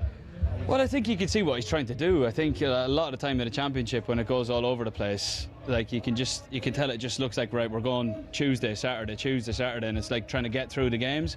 John just looks like he's calmed the whole thing down since we came out of the madness of administration, and he looks like he's got a grasp on the training ground and the club as a thing, more of a manager than a coach, if you like. And we might not be playing the best and sexiest football of all time, but we're doing a job here and there, and we're getting points, and 8th is a great finish. And as I said in the previous question, I think we're probably a couple of players away from giving it a good March, Next season is going to be difficult. I know the expectations will be from John, obviously I know him really well, about getting back to the playoffs. But when you look at what's coming down from the Premier League, West Ham, Wolves, Burnley, and even coming out League One, Lincoln, who were an unbelievable run. Next season's going to be difficult, so Derby have to get off to a good start. No, we definitely have to get off to a good start. Like, the parachute teams are huge, but all we can take is look what Frank did with Cov this season in the last couple of years. He missed out against Sunderland, I think it was, the previous year in the playoffs, and what he did this year was amazing. As I said, we have to get off to a good start. We always leave it too late, Derby County. As you know, we always leave it. I feel like we're always involved in the last day of the season. Yeah. So if we could try and get our skates on a little bit earlier in the year, that'd be great. You've seen some great strikers at your club. Yeah. Oh, here we go. Where do you rate that one? This fella. Are you a fan of Benty, right? Oh, I love Benty. Benty played in one of my first ever games I ever went to watch, actually. Which one was that? It was in 2001. Oh no, that was way before me. No, sorry. Oh, it's not that. You mean Marcus Bent, don't you? No. 7 or 8, maybe. We were at Spurs. What year were you at Derby? I was at Spurs and I played against Derby. Yeah. He's right. 2007. He's right. 2007. 7. Sorry, 7. Okay. Got my ears wrong there. Do you know what though? In the team that I played in at Derby, we should have got promoted. There was two seasons certainly when I was there. When it was me, there was Jeff, Will Hughes, of course, who was brilliant. We had some good teams there, and that's probably the difficulty is, and I think that's where a lot of the financial situations comes from, is that I think Mel Morris invested a lot of money thinking that team would get promoted, and when we didn't, it was difficult. I mean, you see it so much in the Championship, don't you? Like you see people trying to chase the Premier League down and just giving it bang after bang, season after season, and if it doesn't work out, you're just in a hole. Oh, of and course. that's what happened to Mel Morris. And thankfully, we came out of what could have been a horrific scenario. Really, we could have just kept going and going and going. And all of a sudden, a few years later, we're back in the championship, knocking on the door of the playoffs, and we were 5 minutes from not having a club. It's I think just as a fan base and as a club, we're just happy to have one. Why Derby? What's the connection? Well, my old man, and he was 9 or 10 in the early 70s when Cloughie was there, and they'd won the league and they came up from Division 2 and won Division 1, and he was just getting into football at the time, and thankfully he chose Derby County, and we were brought over to Derby every week on the ferry, trains, wow. And then we were there every week, and he's still going now in his mid-60s. How nice is that? Yeah, we love the Rams. So you're a proper fan, because we get a lot of celebrities that come on and say, I support this team, and you ask them a couple of questions, and they're like, You obviously like a big supporter of Derby. Did you get to go and watch them much? You over there at all? Yeah, I don't get up to Pride Park as much, but I get to a lot of away games. Yeah. I'll take a train journey on a Friday night or a Saturday afternoon somewhere. When I'm back from wherever I'm on the road, we're always on the move somewhere. So whenever I get a chance, I'll always go to and I find the away games more fun anyway. The away end is always good crack at Derby. So you get on the train? Yeah. What, with like the public? Yeah. Weird. I told you it's weird, didn't I? You must be there must be like a rope or something. Do you buy the whole carriage? Yeah. I get them to roll out the carpet. Do they? You get recognised, right, wherever you go? So. Yeah. Well, with the Derby fans are pretty good at me, in fairness, because I've been going for so long, and they see me old man every week or whatever. Oh, I remember nice. I was in the queue at we was at Birmingham away Boxing Day this season, and I had snood on, a hat on, like big jacket, and I stood up in the queue for a beer at St Andrews, and someone heard me speak. She went, "You're out now." I was like, didn't get away with that, did I? Benny doesn't know what a queue is. I'll explain what a queue is in Oh, just a moment. honestly. After the break. Before, it's like you, but more. It doesn't matter. Before we let you go, you got a new album coming out in a couple of weeks. Yeah, we're coming out on the 5th of June, and an album in the works for the last sort of year and a half or so. And tour starts in September. It'll be all over the UK between September and November. So very excited to just get back at it. It's called Dinner Parties, all right? A dinner party. What's the thought process behind that? Well, it was the song I wrote called Dinner Party was a song about how I met my girlfriend at a dinner party, and then the whole album was kind of written off the back of that. That's nice. And I just thought it was an interesting album title. It didn't sound like your average album title. Oh, that's nice. And just excited to get back on the road and play some shows. How nice is that? Just quickly, you're a friend of Frank Lampard, right? Yes. A good friend. You spoke to him since Cov got promoted? I have, yeah. I'm delighted for Frank. I met Frank. I had my knee done at about... He didn't do it, did he? He didn't tackle me. No. Wasn't in the middle of the park that day. I was cowering in the corner. Yeah. No, I had my knee done about 13 years ago, and I did my rehab at Chelsea's training ground. Oh, wow. Which was... Yeah, that's a story. That's a story for another day. Maybe I should come on a full drive time show one day. Yes, we would be honoured. And so I ended up doing my rehab at Chelsea's training ground. And while Frank was playing or managing? Yeah, Frank was playing. 13 years ago, he was doing 13 years ago, sorry. About 2014, so 12 years ago. Wow. And spent the whole 5 months there and got to know some of the lads, and Frank's great, and just so delighted for me. He did a great job at Derby, and we just fell up short to Villa, and then had to go to Chelsea, of course. Yeah. And then since then he's just kicked on, and it's great to see him doing so well. He's such a nice fella, as you know. You still play football, right? Try. Okay. Jump in and out with soccer every now and then. I was going to say, we're there Thursday, Friday. You playing this year? No, I'm not. Why Not this not? thing anymore. It's that bad, is it? gone to Sorry, I can see the sky on it now. Man, that looks bad. No, I can't run around anymore. Yeah, you don't I'll be risk there that. just cheerleading or something. Go on, Goldstein. You can do this. Nice, thank you. Yeah. I'm here away from the public. They're roping me off around it. No, what an honour. What an honour. I've not met you before, but I've heard great things Cheers, about Andy. you. Thanks What a very lovely much. Cheers, person. Benji. Good Thanks to so see much you, for lad. coming on. And listen, we'll take you up on that. I'd love to come in whenever the you want to tower. come in the studio and have a proper chat with us, we'll be Absolutely. honoured. We really would do. Cheers, lad. How good's that? Let's hear it from Noel Horan, everyone. Wonderful stuff. We're going to have a very quick break. More superstars join me and Benny right after this live and drive on talkSPORT. Do not go anywhere.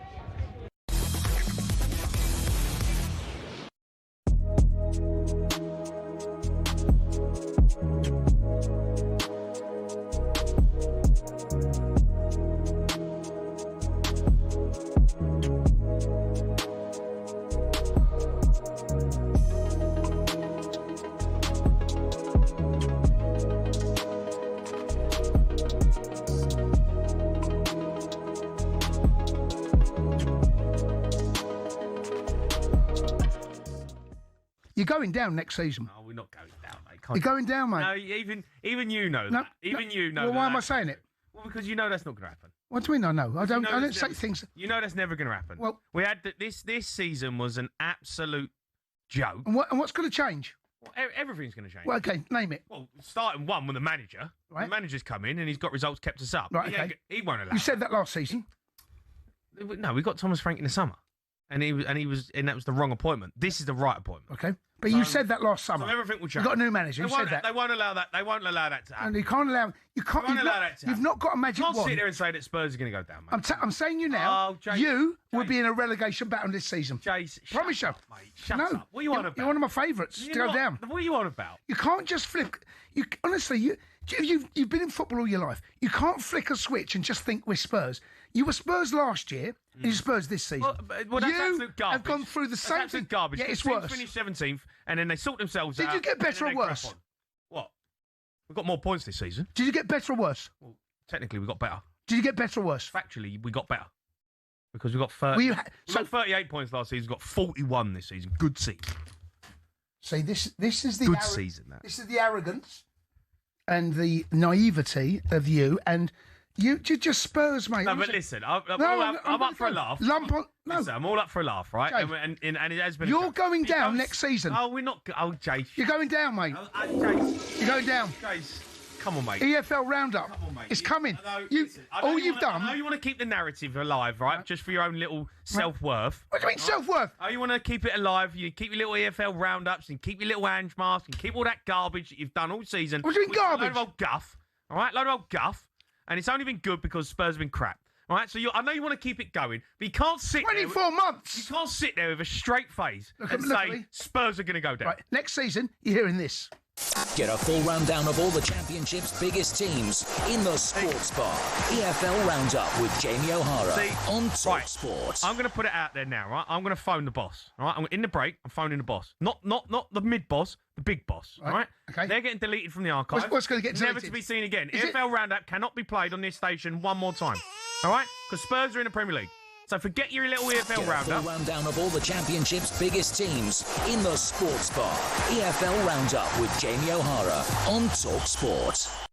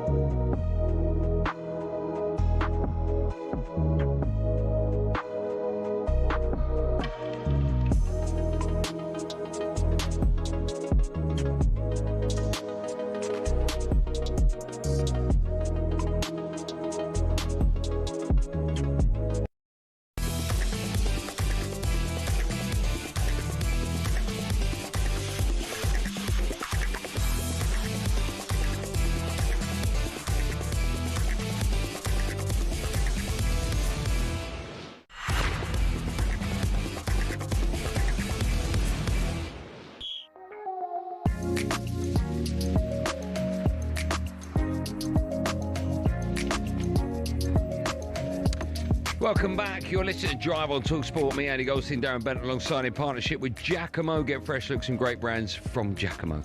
We are coming live from James Madison's Invitational Golf Day in aid of Dementia Club UK. Still to come, the Go Adrian Durham will be joining us from Germany, looking ahead to tomorrow's huge Conference League final. We've had some unbelievable guests on our show. Noel Horam joined us just before the break. We had Stephen Graham. We've had some big hitters. Kieran Gibbs-White. Yeah. Morgan Gibbs-White. That is. Benny just making up the people I'm talking about. James Maddison himself will be joining us in a bit. But I'm delighted to say we're going to be joined now by Middlesbrough defender Matt Targett joins us on the show. Hello, Matt Targett. How are you? Yeah, I'm all good. How are you? I'm good. Are you showered? Because the top you've got on doesn't look like you've been in the heat for the last 6 hours. Not quite yet. I chilled for a bit, and matching shoes. So, yeah, people won't know. Cheers, Benny, for one now. Yeah. Won't know, because if they're watching on YouTube, they won't know because there's a desk in front of us. We have got the same shoes on. Yeah. Yes, nice choice. What? Nice choice. I thought you were going to say and shorts. I was like, where's this going? How did you play out there on the course today? 'Cause you play off what? 8? I played off 7 today. 7, okay.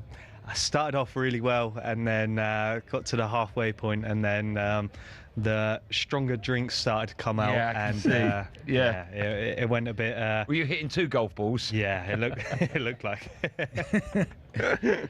Right, say, Matt, how has it been then? The season obviously disappointing the way it ended on Saturday. I was there at the game. We just laughed about it there. I mean, the conditions, I don't think helped that game one bit at the weekend.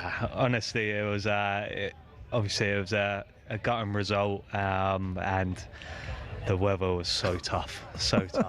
Someone like me, like I applied so much factor 50 on before the game, but I love the fact it's the first. It was so hot. I can't describe how hot that was. That was probably up there with one of the worst I've played in. Wow. Well, I wouldn't say the worst. We were talking about the game, right? And for a long, long time, because so much rides on it, financially, and of course, personally to you guys for the possibility of playing in the Premier League. It used to be, back in the day, and I'm going back maybe 15 years plus, the games used to be really entertaining, but they're always such a tight affair now. Did you feel, as a group of players in the dressing room beforehand, just before you went out onto the pitch, did you feel the pressure like perhaps you haven't felt for a long time? Yeah, there was a lot of pressure riding on it. Obviously, we got given a second chance, obviously with the whole Spygate thing. Yeah, we'll talk about that. Which was, that was crazy. But yeah, we felt like going into the game we were the better footballing team. But yeah, we knew that the playoff finals always tight games. You don't really see a team dominate and like win 3-4-0. So we knew it was going to be a tight game. Let's talk about Spygate. While all the madness was going on, what were you doing at Borough? What was happening? To be fair, honestly, it was crazy. When we got knocked out on the Tuesday night, so we were off on the Wednesday. We travelled back on Wednesday, and then Thursday he got us in. We've done like a recovery session. Who he? The manager? The manager. And then we had a meeting to say like, we're not sure what's going to happen, but we're pretty confident that they're going to get kicked out. So we was like, okay. Then we ended up having Friday, Saturday, Sunday off. And then we turned up Monday, still not knowing the result of their hearing. So we done like a little passing drill, a warm-up passing drill, nothing crazy. Tuesday we were off. Tuesday night we found out that we're back in. Wednesday was like a start-up day. So like we still haven't done hardly anything. Thursday we started preparing for Hull. And like 2 days before a game you would know that you don't do much. So since the Southampton game we've hardly done anything. So we've done 2 days, probably 2 days to prepare for Hull. And then obviously it didn't end well. And it was a tough result. Was the biggest thing the uncertainty? Because as you said there, when you've lost to Southampton, you switch off. You're now planning your holiday, you're planning your trips away. Was that almost the biggest thing psychologically to go, hold on a second here, we might be back in, and then to kind of flip it again? 1,000,000%. Like we were thinking, surely they're not going to get kicked out. Like how can you kick them out? Like Leeds got a 200 grand fine. So we're like, not sure if we're in or if we're staying. So that was probably a really, really tough mental state to be in. Anyone have holidays booked? You had to cancel? Yeah, Matt. No, I didn't book anything, to be fair, but I know some of the lads did, and they had to cancel. They had to cancel. That's been devastated.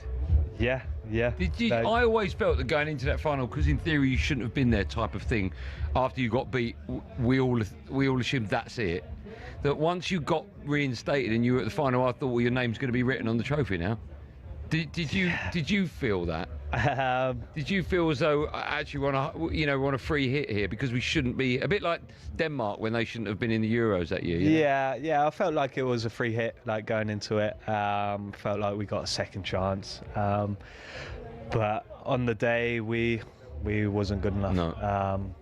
As simple as that. Like how like they capitalise on a mistake, and So I don't think either team was the better side. No. It was just a moment. Yeah. And Ollie McBurn, who's been brilliant for them, he capitalised. But the actual game itself, I don't think you were brilliant. I don't think they were brilliant. It was just one moment that changed the whole game. Yeah, obviously, like with Hackney being fit again, you think, oh, we're going into this with a good chance. And with it being 0-0 going into like the 70th minute or whenever he come on, just gives everyone a boost. Like, oh, we've got the best player in the championship back on the pitch. So we felt confident, but it wasn't to be. It wasn't to be. It wasn't to be. Matt, we really appreciate your time. Thank you so much for coming on. What are you doing now? You going to stay? Cheers. Have a few drinks? Yeah, more drinks? yeah. I'm gonna stay, have a few more drinks. Yeah. And You've earned it. Yeah, cheers. Thank you. Thank you again. Thank you. And commiserations, but I'm sure bigger and better things next season. Cheers, guys. Thank you. We're 2 hours in. We've got an hour left. Make sure you join me and Benty for some more big superstars when we come back, including the main man, James Maddison, will be here as well. More from me and DB right after this, live on Drive on talkSPORT.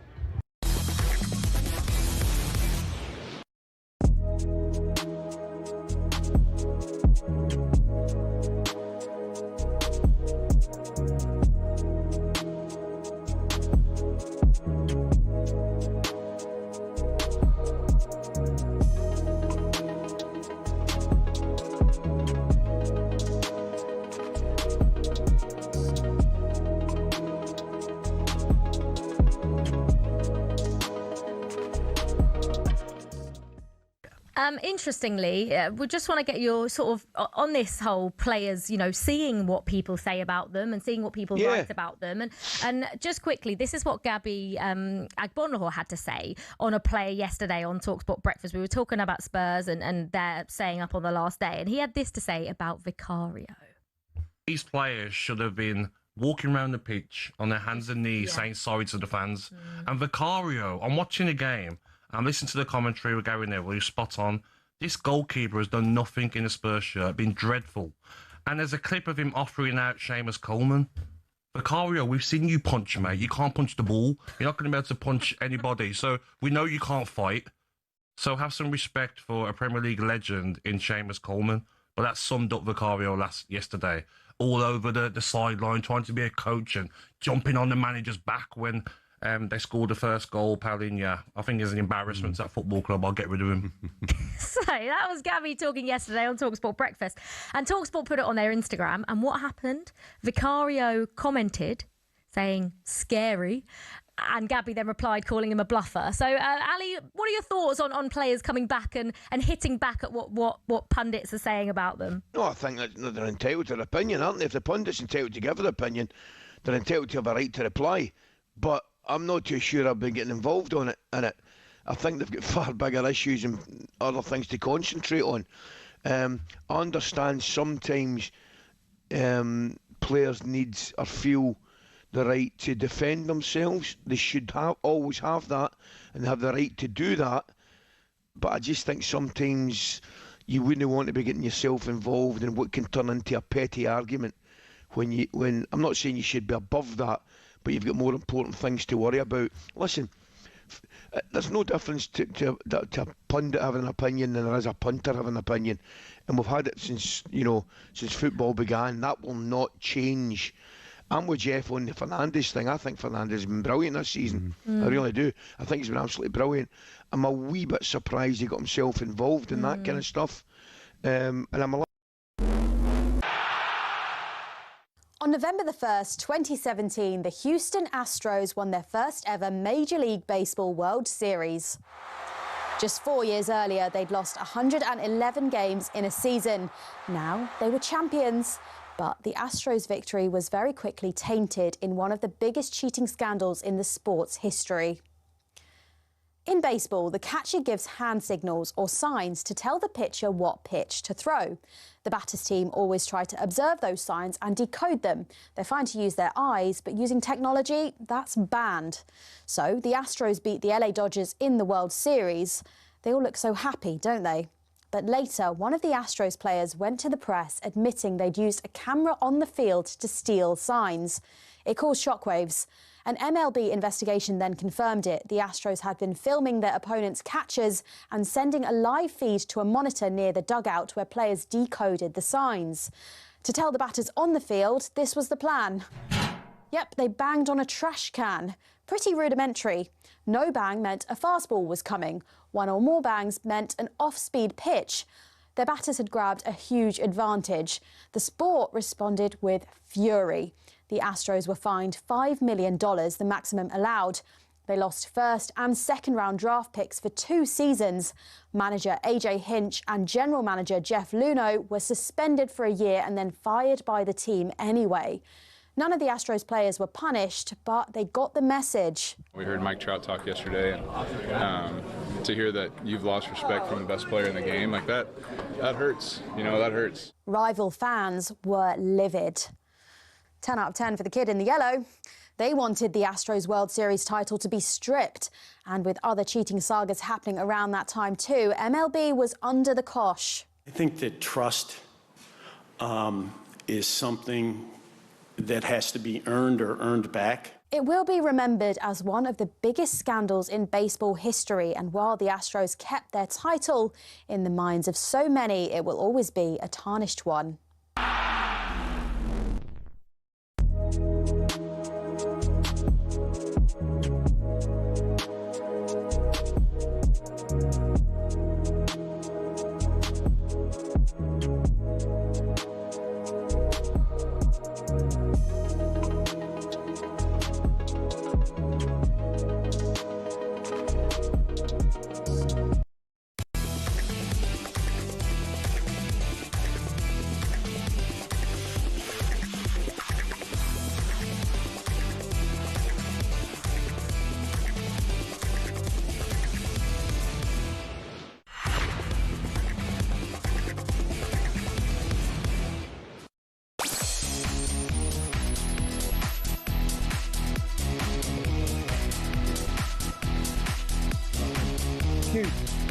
Yeah, listen to The Drive on talkSPORT.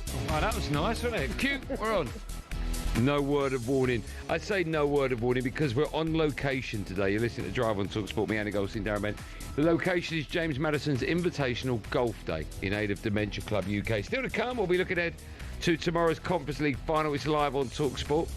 And in a moment, we'll say hello to the man of the moment, James Madison. He's just finishing up chatting to someone else, and then we'll have a chat with him. But that means you and I were just having a little chat off air before we got the cue and we were on. You said, yeah, if he's not here in 5 minutes, we'll just have a catch up, we'll have a chat. I need that sometimes. Are you all right? You good? Yeah, we've been back to back. Yeah, let me just, a message back to Jack, who's obviously not listening. You can fade the music down now, Jack. We're done with the opening music, thank you. Yeah. There you go. Oh, yeah, well faded, Jack. Thanks.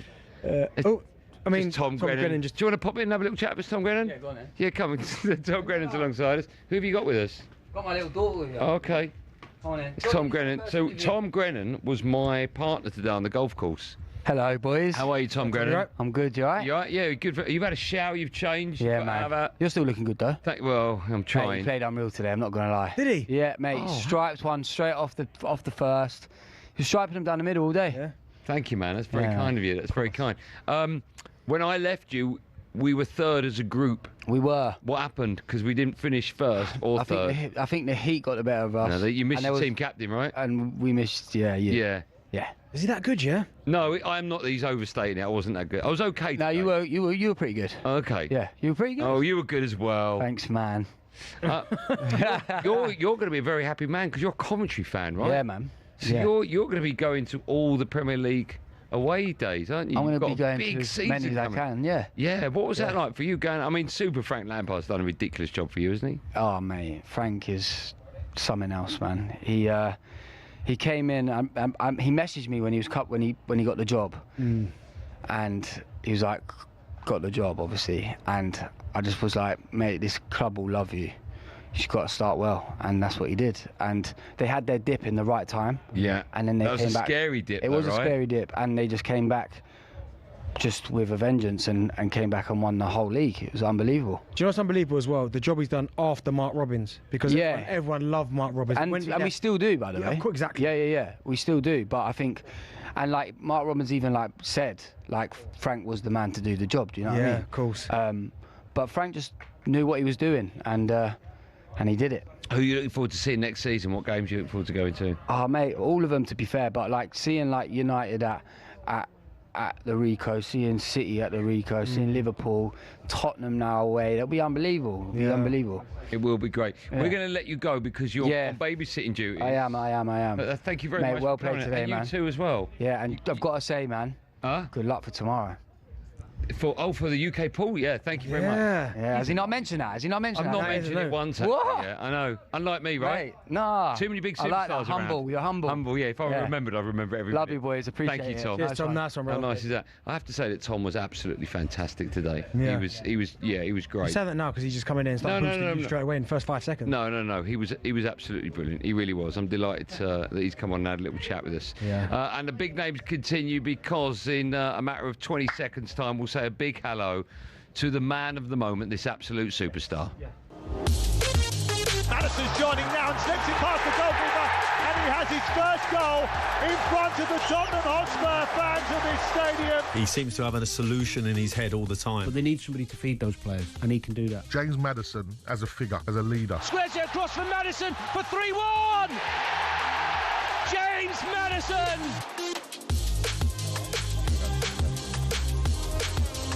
Yes, the man of the moment. He was just doing his hair. He's got lovely long locks at the moment. James Maddison, welcome to Drive Time. How are you? Very good, mate, yeah. Pretty tired, long day. It has been a long couple of days for you. Firstly, congratulations on another great invitational golf day. And well done on sorting out the weather. Because for the last 2 years, it has been awful here. But today, I mean, you couldn't ask for a better day, right? No, if anything, I've had people moaning that it was too hot. Yeah, which is so ironic. Ironic. When last year we were crying for it because it was raining. But no, it's been a great day, mate. It's been a tough day as well because I'm guessing someone like yourself who's in charge of it and very hands-on, you can't just play golf. No, I've done honestly about 50 interviews. I'm sick of the sound of my own voice. Sorry. This is the last one. This is the last one I've got. But I promised you. Save the best. And I appreciate you. I appreciate you presenting from here. So, yeah. Okay. How did you play today? Played all right, you know. Played pretty well. I hit a wall back 9. I hit a wall. I was hitting it well. Saying that where the tequila bit was, right? Yeah. Is that where the wall was hit? Yeah. It was a DJ at the halfway, and I probably spent a little bit too long there with the old tequila going around. But you hit a bit of a wall. You're playing with Noel. He's come on as well. Yeah. He said you're both pretty good today. Yeah. No, we played pretty well in patches, but then the bad was pretty bad as well. So a tough course, right? Tough course. Did you play a lot or not? Yeah, I do actually, but Okay. I still can't figure it out to try to shoot lower. But how did you play? You play all right? I played okay. I was happy. I'm playing off 18. I was playing bogey golf for most of it. Yeah. What does that even mean? That's pretty standard. You mean in a good way? No, but bogey golf, that's your handicap, isn't it? Yeah, I was playing to my handicap. Okay. That was good, and it's a really tough course. So okay. Golf's not for you, Bentley. Nah, I would have played if I was invited. No, he wouldn't have played us. He's picked up a golf club once in his life. Today, because we're going to find out a bit later on the results of his drive. He claimed on our show 2 months ago when I was talking about golf, he went, "I'll drive 300 yards," and I went, "You won't." So he's driven today. We don't know how. Oh no, Bentley. Not 200. That's going to come back to bite you. And then I changed it. I retracted it and said I can just outdrive him. So maybe not 300, but I can outdrive him. And are the results in? We've got them. We don't coming know up. yet. Yeah, between now and 7 o'clock. So who's your money on? I'll tune in. Okay. I'll tune in. See, that's the best way to do it. Let's talk about this season. It's been a tough old season for Tottenham, right? Yeah. But thankfully, you're still in the Premier League. You came on towards the back end of the season, literally last couple of games. Before we talk about Tottenham, let's talk about you. How tough was it for you? Because it's been a long-term injury you've been out with. Everything's absolutely fine now. I'm guessing it is because you're back. Yeah, feeling really good. Yeah. Weirdly, a little bit frustrating for me that the season's ending actually, because obviously I've worked so hard to get back fit for the last few games off the bench. Probably played about 40 minutes in total in the season with them last 3 cameos. So it's a little bit annoying how the season ends now, but I think everyone at the club was kind of ready for it. when I'm thinking about the club instead of me personally, just because obviously it was a tough, long season. A lot of bad results, managerial changes, but the most important thing in the end was just steering clear of the danger that was relegation, and we managed to do that. I've got a lot of mates of mine that Spurs fans, and they all told me that when you were coming off the bench, there was a lift at White Hart Lane. All the fans were getting very excited. Did you notice that? I know it might be not necessarily easy for you to go, yeah, when I come on, everyone was excited. But did you know that there was a lift towards the back end of the season when you were getting on the Yeah, but I'd been out for such a long time that was...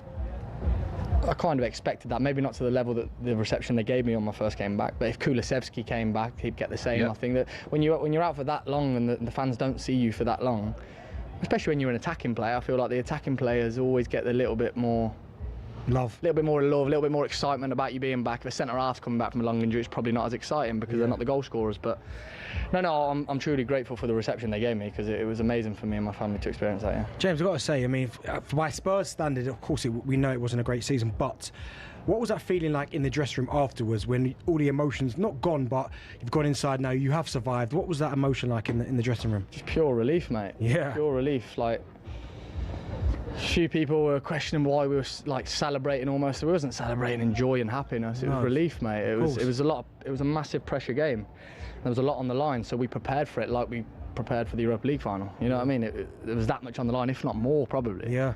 So the celebrations at the end, which obviously the fun police come out and have a little bit of a go at, was more relief. Just the fact that we have managed to dig deep and get that last win, because I knew West Ham would win against Leeds. You could feel it. West Ham at home. West Ham have got great fans as well. We knew that place would be rocking and they'd probably get a result, so we knew we had to get something. And when you were playing in that last game of the season, you were 1-up and then West Ham scored. Did you know on the pitch? I was warming up and there was a fella behind me who just went, Madders, West Ham scored. Oh, okay. And I was just like, well, I just said, calm, mate, we're 1-0 up, just don't even worry about that. And then he said, Madders, West Ham are 2-0 up. And I was like, mate, I just told you, just calm down. Stop talking. But we managed to avoid it that. turned out good. Listen, before we let you go, we know you're a very busy boy. Let's talk about why we are here. This year it's all about Dementia Club UK. Why is that so important to you? For me granddad, for me dad's old man. He had Alzheimer's for about 15 years, just shy. And he suffered and he struggled. Yeah, it was tough to see him, especially at the final stages. He wasn't the man that we grew up as granddad. So I know personally firsthand how much that disease and dementia in general can affect people and families. And I like to change the charity every year, so I'm not just doing the same one every year, because we raise an unbelievable amount of money. And I think I like to diversify where it goes, kind of thing, but try and keep it close to me so I can keep the motivation to do it, you know. And my dad's in there today. We put together a lovely video. Found some old cine film of my granddad playing golf, which was on the announcement video, which we didn't even know we had, which was amazing. And we're about to have the auction, so hopefully we can raise some funds in something that feels like it's close to my heart. Yeah, it's a fantastic cause, because my grandmother now, my dad's mum, she's got it. And as you said there, you said some words there that will kind of resonate with me, that she's just not the grandma that I remember in terms of her personality and stuff. So listen, it's a fantastic cause, and yeah, I hope you raise loads and loads of money. Thank you, mate. I appreciate that. Thank you for coming on. Thanks for inviting us down again. That's very kind of you. A lot of people have said, because you're going to give out some awards, one will be whoever played the best, they got the best score compared to the handicap. A lot of people have said, yeah, we've got a chance this year. There's no John Terry, so he won't be cheating, right? So he plays off like 3, but apparently when he turns up, he's like, yeah, I'm a 9 or an 8. Yeah, but he's not here this year. No, he's not. But he sends his best wishes. Yeah, I bet he does. Yeah, his name's on the trophy twice, right? Do you know who's won it? I don't yet. Okay, who's your money on? Because we've got to have food first, and then I think I'm going to find out, because who's your money on? Josh Denzel, who normally presents the awards, is not here, so I'm going to have to present the award myself. Yeah, you're going to be presenting. So I don't actually know the winner yet. Genuinely, I'm going to go and find out. You could be presenting it to yourself. The winner is me. Nah, that's impossible. That'd be. No, not you. I don't think it's me. I don't think it's you, by the sounds of it. No, it's definitely not me. So yeah, let's wait to see him. Okay. Thank you again. Thank you, mate. I love your work. Are you going to come in for some food? I'd be honoured to come in. Yeah, it'd be great. You're always welcome, mate. All right. He won't. If you'll get him to agree to go, you're a better man than I am. Go on, ask him now live. Bentley, come on. Do you want to come in and have some food? Go on, ask him if he's coming. I'm coming in. Coming in. Yeah. Good to see you. Top man. See you in a bit then, yeah? All right, James, you ain't seen him again. Not in a million years. Thank you, Matters. You going to go in there? I'll go for a bit. Yeah, honestly, of all the times you go, I'll do it. Tomorrow. What am I doing? Well, tomorrow? Yeah. You'll be playing in the pool. And you said to me, I'll come down and watch you. Yeah, I'm going to try and get down there. I'm going to try and get down there. What do you mean try? Are you coming down? I've got some things to do in the morning. Yeah, well, it's in the morning. I forgot the kids are off. Oh, right, okay. So, but... Bring them. To do what? to have a look around the pool. There's loads if I bring my kids to watch you play pool, it will be carnage. Okay. So you're not coming? No, I'm sending you my love. Are you coming? My best wishes. Are you coming? I'll let you know. Tonight. I'll miss you tonight. You need to go home and get an early night. Why? You got pool tomorrow. Ready, mate. I was born ready. When we come back, where are we at? Oh, it's flying by. 20 past. The big names Oh, they don't. Oh, Adrian Durham joins us right after this. Live and Drive and talkSPORT. We'll see you in a second.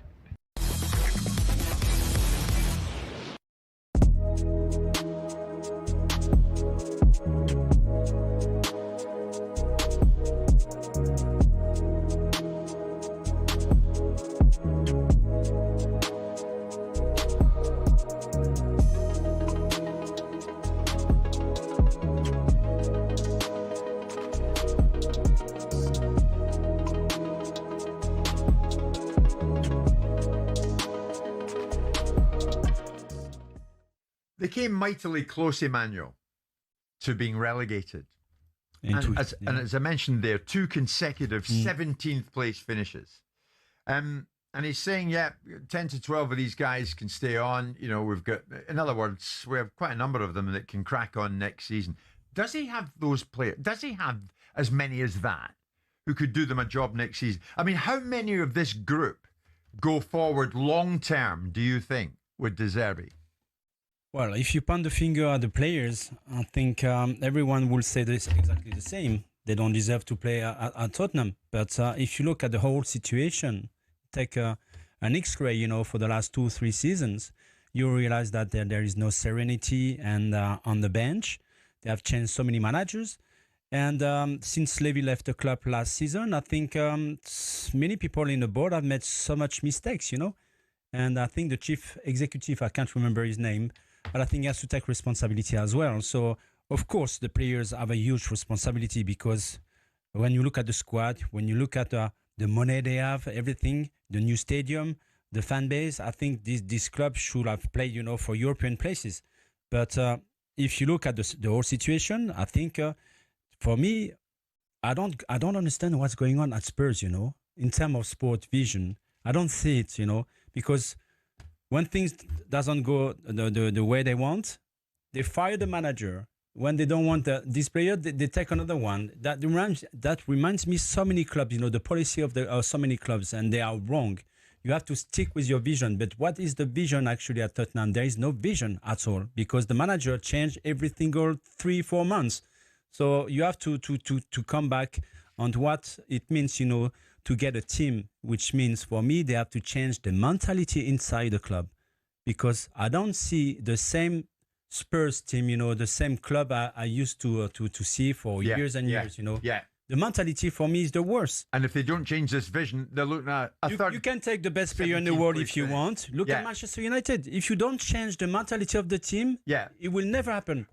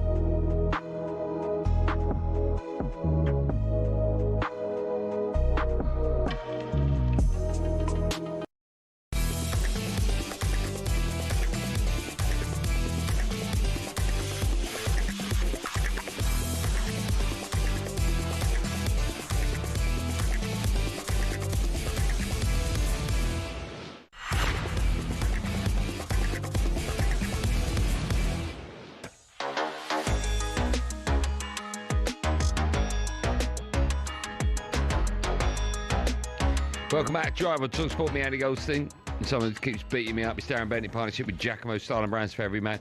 We're coming live from James Madison's Invitational Golf Day in aid of Dementia Club UK. Still to come, we'll find out how Benty got on when he turned his hand to a bit of golf earlier on. This is Well, I've shown you the footage of me taking the biggest divot out of the grass ever. Yeah, yeah. But you had 3. How many goes do you have? 3. I'm happy with what I hit. Okay. What would you be happy with? What distance do you think you got? I'd be happy with 220. Because if you said 200... 220 would be amazing. Yeah. Right, we'll find out that in a bit, but let's concentrate on football. The Palace gaffer, Oliver Glasner, has been speaking to the media ahead of tomorrow's Conference League final. It's live on talkSPORT. They take on Rayo Vallecano, and Glasner says that he's looking forward to ending the movie of the last few seasons tomorrow. It would mean a lot, but not for me personally. I think especially for the players, for the group, because I know how hard every single player, every single one in the staff worked throughout the season. It will be our 60th game of the season, and this would mean a lot for me that we then could have a fantastic ending to the season. But however, the game ends tomorrow because it's sports, it's football, you never know. But I really enjoyed, and we all enjoyed this journey together, and yeah, we will give our best to get the happy ending tomorrow, and this would be to win the game, of course. Big game, can't wait for this. We can look ahead to that one now as we cross over to Leipzig and speak to talkSPORT's voice of live football, the GOAT himself, Adrian Durham joins. Hello, Aid. Hi guys, listen, I'm in the stadium. It's looking magnificent. It's the sun here is hotter than the sun. It's just an extraordinary eve of Conference League final. Really looking forward to it. And what a great show, by the way. The amount of guests you just slipped in Tom Grennan before James Madison, almost unnoticed. Incredible stuff. Yeah, that's very kind of you. Listen, hopefully the final will be just as good. You've been in the press conference, I think this afternoon. What sort of mood was Glasner in that, Aid? He was in a really good mood, actually, very light. I mean, I would imagine that he obviously knows this is going to be his last game as Crystal Palace manager. He's known that for some time. And I think there's a bit of, he can be free and easy with it. I think he's confident that the players have got all the information they need and the ability to go and win this final as well. And he's right, it is a bit like a movie. They will make the movie of his couple of years at Crystal Palace, because there's been some extraordinary highs and some extraordinary lows in there. When you think back a few months, 6 months ago, they're losing to Macclesfield of the National League North in the FA Cup. Then he's having an outburst saying that the club's abandoned me. Then he's talking about they might need another manager before the end of the season. And here we are at a European final. It is a truly incredible story, a great couple of years for Crystal Palace fans. And the ones I've spoken to here in Leipzig are absolutely loving every second. Hey, I think that's the thing. I think when you look at what Oliver Glasner's done in a short space of time with the FA Cup, the Community Shield, and if they win, and I hope they do, the Conference League final, I mean, they couldn't have imagined that. But also, do you see a world, I know he said that he's leaving, but if they do go and win this trophy, do you think there's a world where he may stay and kind of reverse that decision? I've been asked this a couple of times since I've been here, and I can't see that. I think the fans have accepted that he's going, that this is going to happen. I think they wanted him to go at one point, but now they've kind of calmed down a little bit after the anger of losing to Macclesfield, and they're on board with him again because things have gone so well. I get that. Dean Henderson's just told me in that same press conference, he was alongside Oliver Glasner, and I asked him if he's going to miss the manager, and he said absolutely he's going to miss. We're all going to miss the manager, and they actually all recorded their own personal messages to Oliver Glasner and played the video to him the other day. And by the sounds of things, it was incredibly emotional, very, very heartfelt. So the players are definitely going to miss him. But he actually said in the press conference as well, Oliver Glasner, he's looking forward, if they win the game tomorrow night, he's looking forward to watching Palace in their rightful place in the Europa League, and he's going to watch it on telly next season. So it was just such an amazing thing to say, but I don't think there is a way back now. I mean, I hope Palace win, and I've just said that, and he obviously moves. But what next for Palace, and if he does go? I mean, there's been a lot of talk about Andoni Iraola getting the job. Now, for whatever reason, and this is no disrespect to either club, I'm looking at Bournemouth to Palace, and I know Bournemouth are in Europe because they've had a fantastic season, but I don't naturally look at that as a progressive step up. Can you see a world where Iraola is Crystal Palace manager next season? Okay, people might not agree with this, but I think it is a clear step up from Bournemouth to Crystal Palace. It's a bigger ground, bigger fan base, there's a bigger history. They will both be, if Palace win here tomorrow night, they'll both be in the Europa League next season. So I think I can understand if Iraola sees it as a step up, but what he will see it as is another challenge. It's a bit weird because Iraola was the manager of Rayo Vallecano, and he set them on the path to what they're doing now. And tomorrow is the biggest game in their history. They've never been to a final. They've never won anything. It's kind of like we've got 2 Crystal Palaces tomorrow. And his former assistant is in charge of them. So Iraola kind of set that in motion at Rayo Vallecano. He set the same thing in motion at Bournemouth, and he's leaving again. So it's a bit weird. But my understanding is, and I've spoken to people at Crystal Palace, that, they thought he wasn't serious. And then they spoke to him, and clearly he was very serious. Now, if something else crops up in the meantime for Iraola, and he sees it as a better option, he may well go there. But I wouldn't rule it out, him being the manager of Crystal Palace. But, I mean, their fan base is huge. I mean, and their fans are great, and it's a London club. I don't know. I think there's a lot more to them than Bournemouth, with no disrespect. Hey, thank you so much for coming on. As you would say, enjoy the final and be lucky. Cheers. There you go, Adrian. Remember, of course, building up to that final over the next 24 hours, we have got so much attention to detail surrounding that game. By the way, who do you fancy for that? Palace. Why are you saying that? Because it just feels like it's written in the stars. I think they're a better side. Yeah. They've been to a major final in terms of the FA Cup, so they've dealt with that pressure. I know it's a different team, but yeah, I just feel like for Glasgow, it's written in the stars. I think they win. Yeah, I mean, I hope they win. It would just be just what he's done at that club, win the FA Cup, Community Shield, and then this. Oh, Community Shield, yeah, but it's still who they beat in the final. Exactly. I get that, but to win this is just I'd for Crystal Palace, I'd love it, but that just shows you the dominance. Yeah. Over European football when it comes to English sides. That game, of course, will be live on talkSPORT, as will the build-up to it tomorrow. Right, when we come back, we've got 30 minutes left. We've got more big hitters. Make sure you join me and Benty right after this to find out just who they are.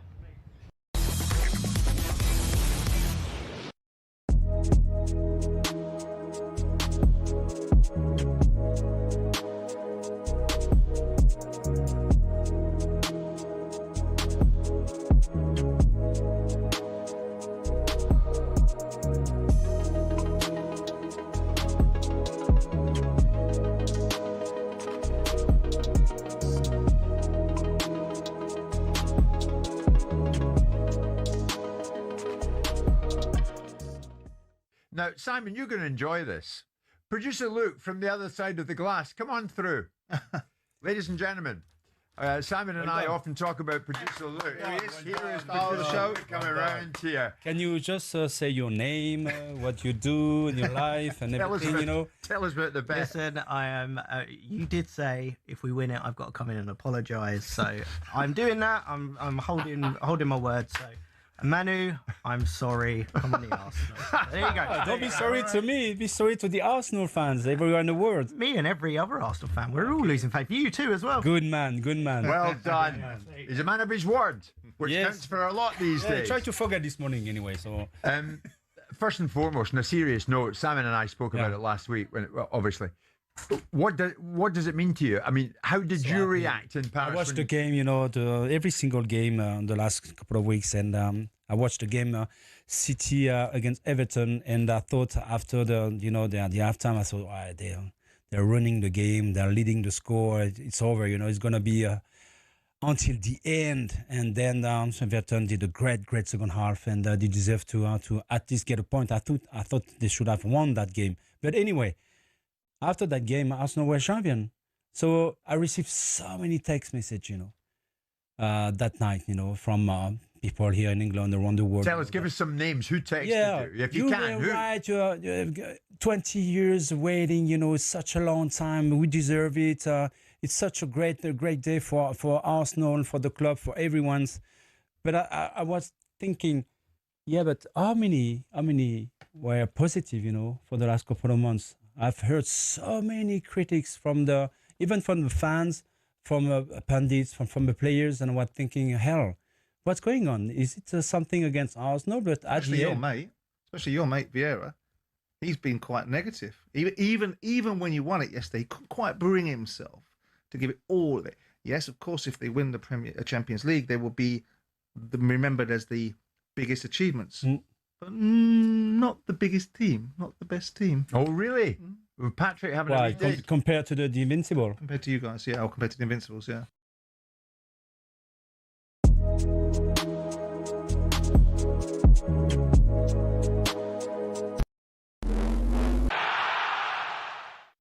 Pep's departure means Arsenal have an opportunity to establish a new era of dominance in the Premier League. That's according to Arsenal legend Emmanuel Petit, who's also told talkSPORT how he sees the Champions League final playing out.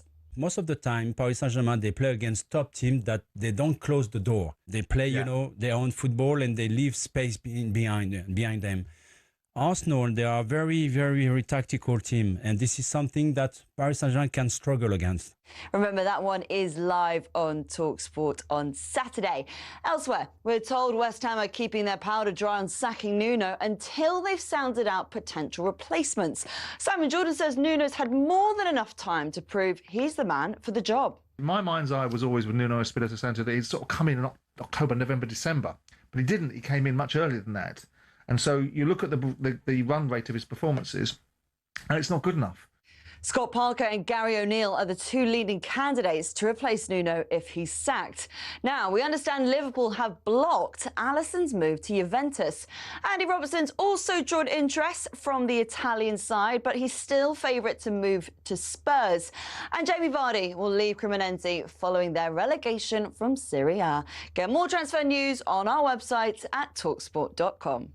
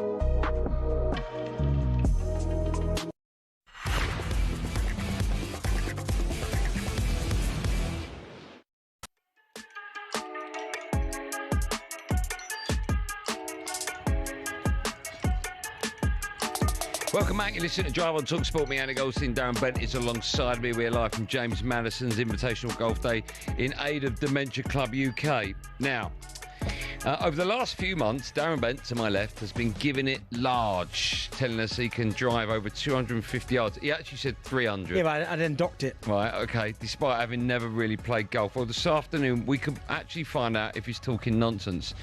We're joined now by Lewis Campbell. He joins us, an ex-golf pro, who is now working for Trackman Golf, and he's going to tell us about Darren Bent and how good he was on the driving range and who drove the ball further. I sort of feel I might be stitched up here, but let's find out. First of all, Louis, hello, how are you? Boys, how are we doing? You okay? Having a good day? We're good. Loving it. Before we find out how Bentley got on, just tell us a bit about Trackman and what it does in the world of golf. Yeah, so obviously Trackman is the leading technology out there. We now track all the tours, so you'll see it on Sky Sports and the play hits and it pops up Trackman. We also work closely with a lot of the tour players as well. So you'll see on the range, a lot of the guys will have these orange units behind them like you guys saw on the tee today. So that's getting their data warming up for events, travelling, obviously different conditions, etc., really helping them out. Yeah, and then obviously that stems all the way down into events like we do today. So we've supported the Madison Day every day since since they've started, and it's just growing and growing and growing. It's great. We just simply run a long drive for the guys. They love it. It gets you guys competitive. This has been going on for a while, right? Well, I mean, yes and no, yeah. I mean, it came up in a conversation where Bentley said, I can outdrive 300 yards. I was like, you can't. Yeah, but that didn't change it. So and then that was for a long time. And then recently you brought it down to 250. No, I said I just beat you. Oh, right, okay, But, so it's changed again. Before we see mine, though, I just want to apologise for your driver. Oh, yeah, so tell everyone what happened. So you borrowed Yes, yes, I got the message, Benty was coming down. Awesome, no worries. Do you have a club? I do. Luckily, I brought my driver today. Benty, here you go, mate. No worries at all. He liked the look of it. Agreed. He felt beautiful. Yeah. Doesn't feel beautiful now, does it? No, I think you were going to show it, but the first shot you'll see, yeah, I think he was closer to hitting Australia than he was the goal. We have got. We've got the 3 goes. We haven't sadly got that one, but we have got the 3 goes that he had. So if you're watching on YouTube, have a look. If you're listening on the radio, all you're going to hear is whoo. But let's have a look at them. We'll talk over them if you are watching on or listening on the radio. So this is Darren Bent on the driveway. Just have a look at how he got on. Are we going to play that? I don't think we're going to play it. Okay. I have to say though, Oh, here we go. So stance ain't the best. Step back. I don't even know where that went. That was first go. Okay. Were you happy with the first one? No, because it went into the bush. I think he went to the left. I think it was like low left into the bush. Yeah. But he did say he was just warming up. Let's keep playing them. We got them. We got more to playing. We got more to playing. It seems like even though the person that's pressing play is about 8 foot in front of me, it seems like it's taken an age for them to. Oh, it's back home, is it? Okay, that's why. So if you can play the second one as soon as you can, that'd be great. Here we go. I really hope this is the. So here we go. This is the second one. I mean, that is. Boom. It's gone over there. That one. Yeah. Gone over there. That went to the right over the bushes. But you know what? I think that was about 180.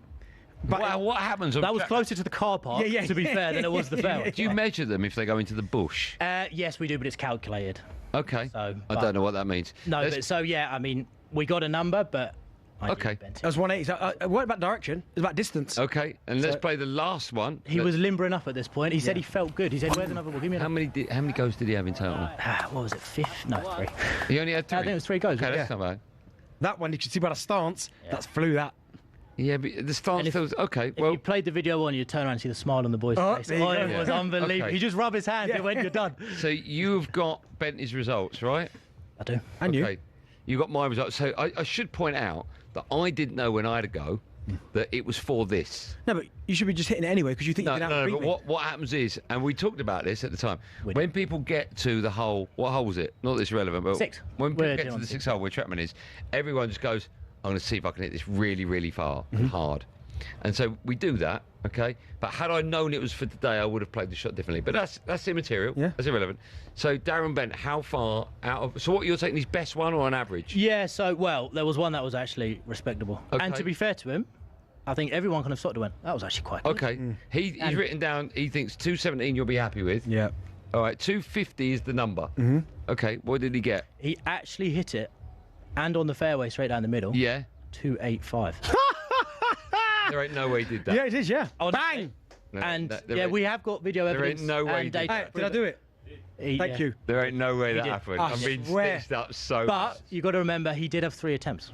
So we could maybe do this again. 10 attempts.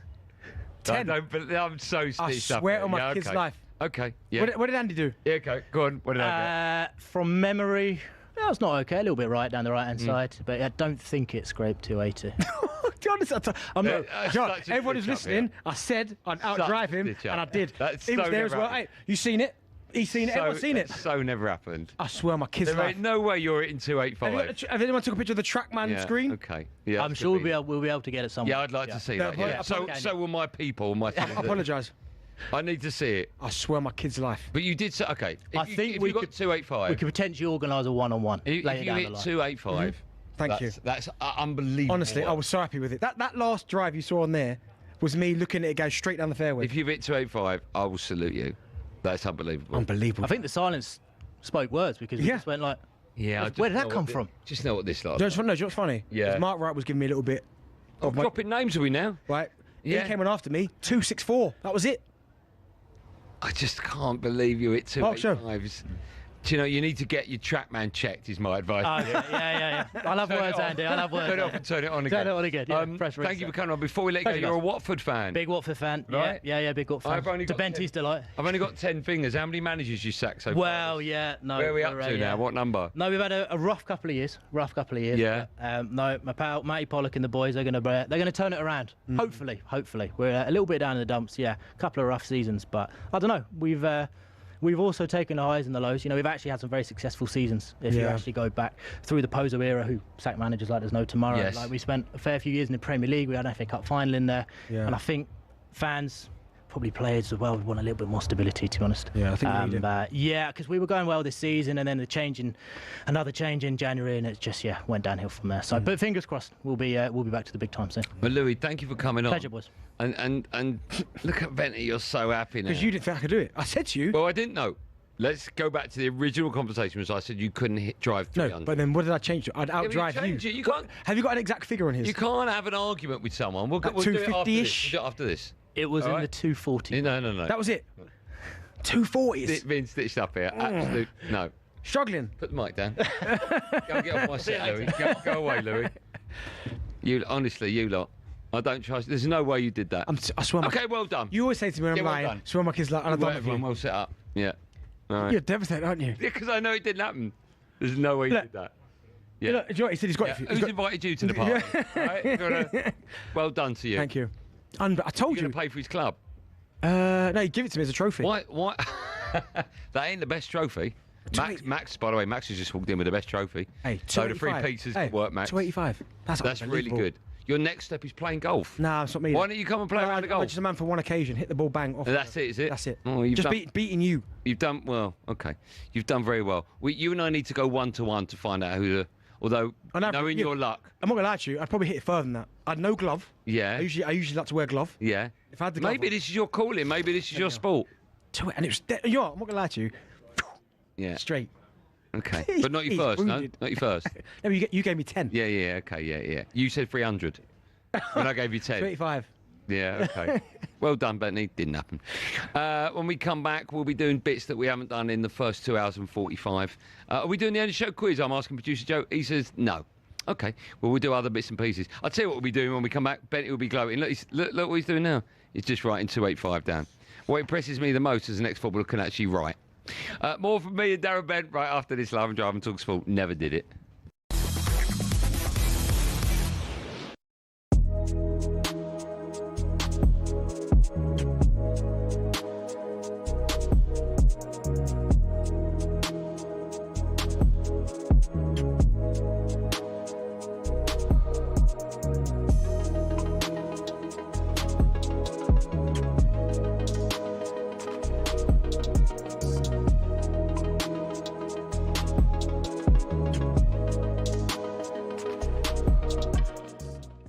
I don't think Roy appears to be in any mood to say he was wrong, because on his Instagram account, Keane shared a photo of a donkey with 2 lions in the background, and it had a caption of "Too much attention makes a donkey think he's a lion."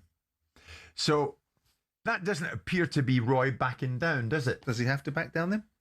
By whose standards does he have to back down? If you quoted somebody and you quoted them wrongly, and they hadn't said what you thought they'd said, you'd man up, wouldn't you? Probably. You'd front up. Probably, because I think it would give me more strength to be right than in a different instance than being wrong and standing with it. Because if I was wrong, I still think that Fernandes is a weak leader. I think he's a good player. I think he's a good player in an average Manchester United side. And I think you'll win nothing with him of significance. And they really haven't won very much. But that doesn't alter the fact that Fernandes is, I think he's better than he was 2 or 3 years ago. I think myself and Souness used to sit on this show going, never win anything with people like Fernandes. That's not a leader.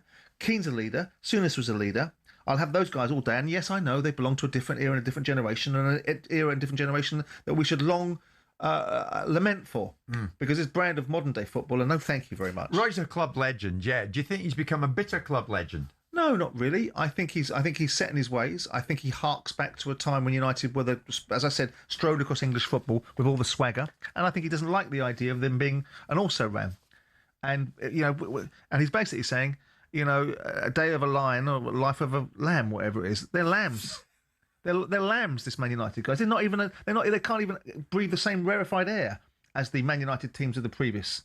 So I think there's an element of that. I think people look at things and go, like I do sometimes. Look at people going, "How have you got?" I hate people getting rewarded for mediocrity. I hate people getting things they don't really merit. And today's society hands it to them and lionises people. And I think Roy's a little bit like that. Now, I think it would be better for him to go, you know what? It's a strength to turn around and go, on this instance, I got it wrong, but I still think you're a flake. I'd take that from him. So he should, but he won't. And that's part of the appeal of Roy Keane, that he will stand. You can listen to the other ones like Ian Wright that never say anything about anything, or you can listen to Roy Keane. I love Roy Keane all day. I love him all day, and every now and again he'll say something that he shouldn't say, or row back, or won't row back from something he has said. And you can draw your own opinion on him, and you can conclude that that might be a limitation of Roy, and he should do this. Who says he should? We?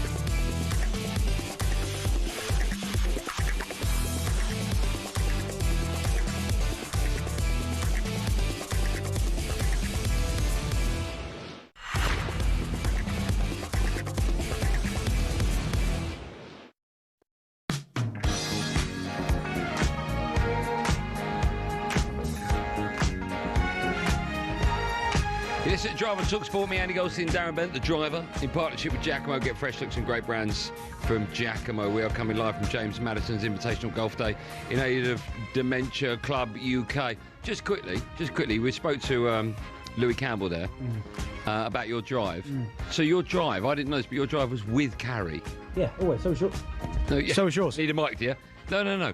When I said 300, right, that's not with carry, because it could roll 80 yards. Yeah, that's the thing. We said no. We said wherever it finishes. No, we Yeah, we did. No. Ask Danny Murphy. He had a conversation yesterday. It's not with carry. It's how far you can hit the ball. No, it's with carry. But either way, yeah. However you look at it, I still beat you. No, you didn't beat me. Yeah, I did. No, you didn't. You got 180 with carry. You got 180. No, it's coming down now. No, you got 180. It's like Bitcoin. Carry. Coming down. For us at 7. Hugh was in Croft. Who? I'm finishing at 7. Huh? I thought you... Hold on. I was in Croft. My mistake, yeah. For us at 7, Hugh will be hosting... No, Andy, I finished at 7. Oh, well, tell me on to... Hold on, it can't be... I was in Croft. My mistake, yeah. Tonight, he's got former Liverpool and England winger. Did he play for England, Jermaine Pennant? No. Did he not? Oh, don't rub it in. England-less, but Liverpool winger Jermaine Pennant alongside him. Time now for this. Couldn't believe he got a yellow card for that. The game's gone. Honestly, I've seen my Sunday League team defend better than our back line. Welcome to Moni fans on talkSPORT with Paddy Power. Yes, time now to hear from Aaron Nolan from our friends at Paddy Power, who's got something he wants to get off his chest in this week's Moni Fans feature. Now, Aaron's reputation as being a bit of a moaner is well established. Let's find out what he's moaning about this week, shall we?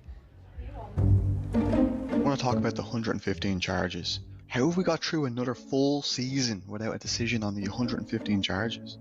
I had to look this up, it's been so long. They were announced in February 2023, so it's over 3 years now. And the charges we're looking at 2009 to 2018. So no matter what way this goes, it will be over 15 years, over 15 seasons of football that could be affected. That's a lot of football that's happened without a decision made. Back of the napkin, Mats, it's over 700 games of football Man City have been involved in since 2009. We need a faster decision than this. Pep has come in, won loads of stuff, managed for 10 years and left before we got a final decision on this. Why is it taking so long? What are we waiting for?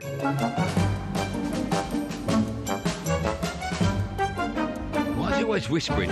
Bent and I are going to see if we can outmoan the moaner. We've got our own complaints of the week. We've got 30 seconds to vent, and then producer Joe's done absolutely nothing today. He's going to decide whether one of us has eclipsed Paddy's moaner in chief. Do you want to go first or second? I'll go first. Okay, your 30 seconds, good luck with this with the time delay, begins now. Yes, I'm going to stick up for a few of the Spurs players, getting a bit of grief about them celebrating staying up. I think sometimes emotion takes over, and for whatever reason, there's always the celebrate police. They're out the joy police, because I understand Spurs, by their own standards, have had a really, really poor season. But those players, when it mattered, that last game of the season, they managed to produce something, and it's relief, not only for themselves and their families, but for the supporters as well.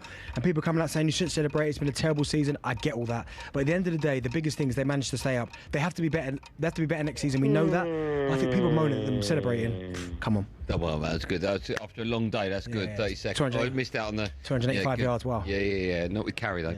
Yeah. Right, I've got 30 seconds. I wish I had 10, but I've got 30. Okay, my 30 seconds begins. Good work. Well done, Jack, for pushing it a little bit early, because the one thing I hate, Jack, is when you press the button and I haven't started talking yet, but I've quite clearly begun talking, hence the noise behind me. Oh, as you just heard, I've only got 21 seconds to go, so I should really get on with my moan. My moan this week is going to be about people moaning about Bruno Fernandes not getting the assist record, because the goal that led to the last assist getting the 20, hit the crossbar, hit the goalkeeper's hand and went in. And I'm like, we're still a goal. Is it an own goal? It did come out, but it doesn't matter. Just let Bruno become the assist king, and then he'll be player of the... Oh, I ran out of time. What a shame. Joe, who are you going for? Joe is going for Darren Bent. Well done, Darren. Your prize for that is absolutely... Oh, good handshake. Good. Absolutely nothing. There you go. That's Paddy Power's Money Fans feature for today. 18+. Gambleaware.org, everyone. Money Fans on talkSPORT with Paddy Power.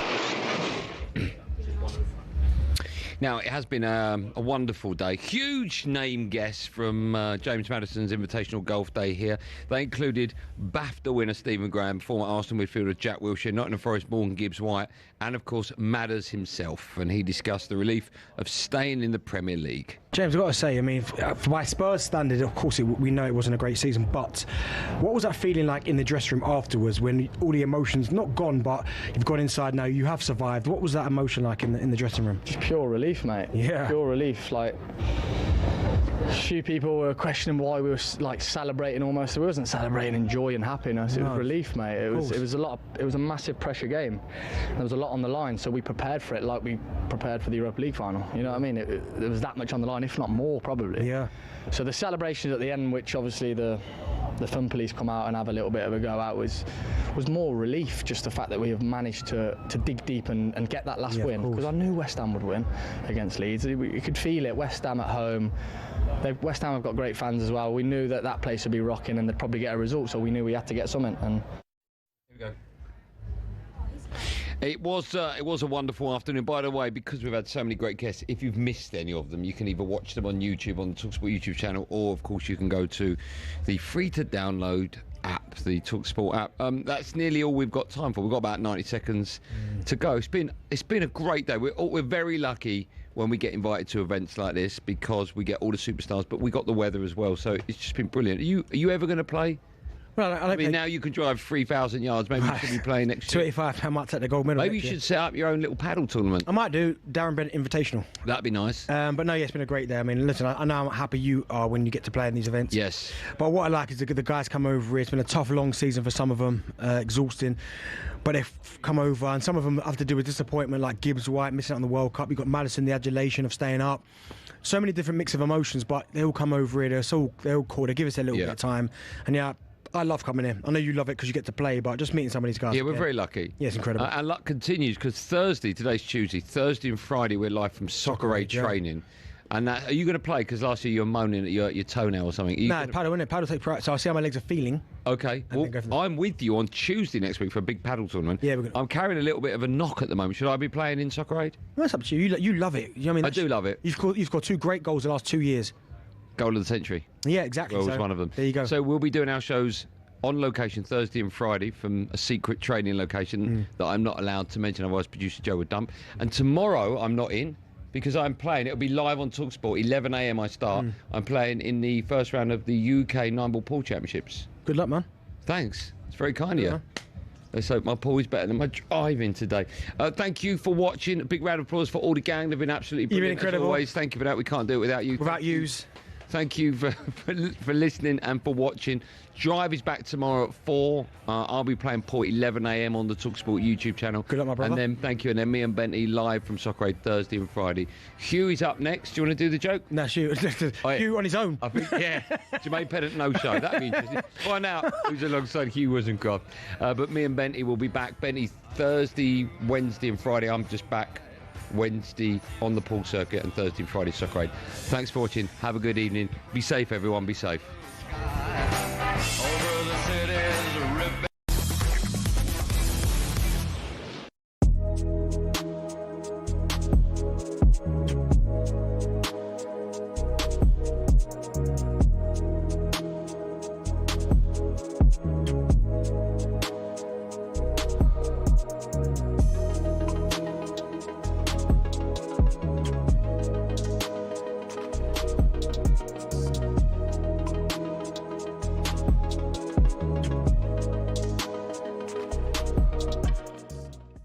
Let's get back to some calls. Go to Darren. He's a Spurs fan. All right, Daz? All right, Daz. Hi. How are you, Daz? Relieved. I'm not celebrating like some of the fans that have come on from Spurs. I think they're ridiculous. The only thing I did when the whistle went, I turned to my mates who I go with every time, and we said we're relieved, and we walked out the stadium because we just had enough. And the way fans are behaving, and calling out Chelsea, that's ridiculous. We finished 17th. They finished 10th. Yeah, they won nothing. Hang on a minute. They won nothing, though. So did we. Yeah, exactly. We won nothing. Exactly. Yeah, but we're a disgrace, and so are they. Yeah, but we are more of a disgrace. And the way Tottenham fans are behaving is ridiculous. I agree with him. Well, you will agree with him. No, you're speaking. He's the first one that's phoned up talking any sense. Dazza, it's a shocking season, but it's over. It's over. Season's over. We're up. Cheer up. It's over. It's embarrassment. What do you think people like Glenn Hoddle look when they look at that side? I know. Well, they've got to sort it out, haven't they? Legends of the club.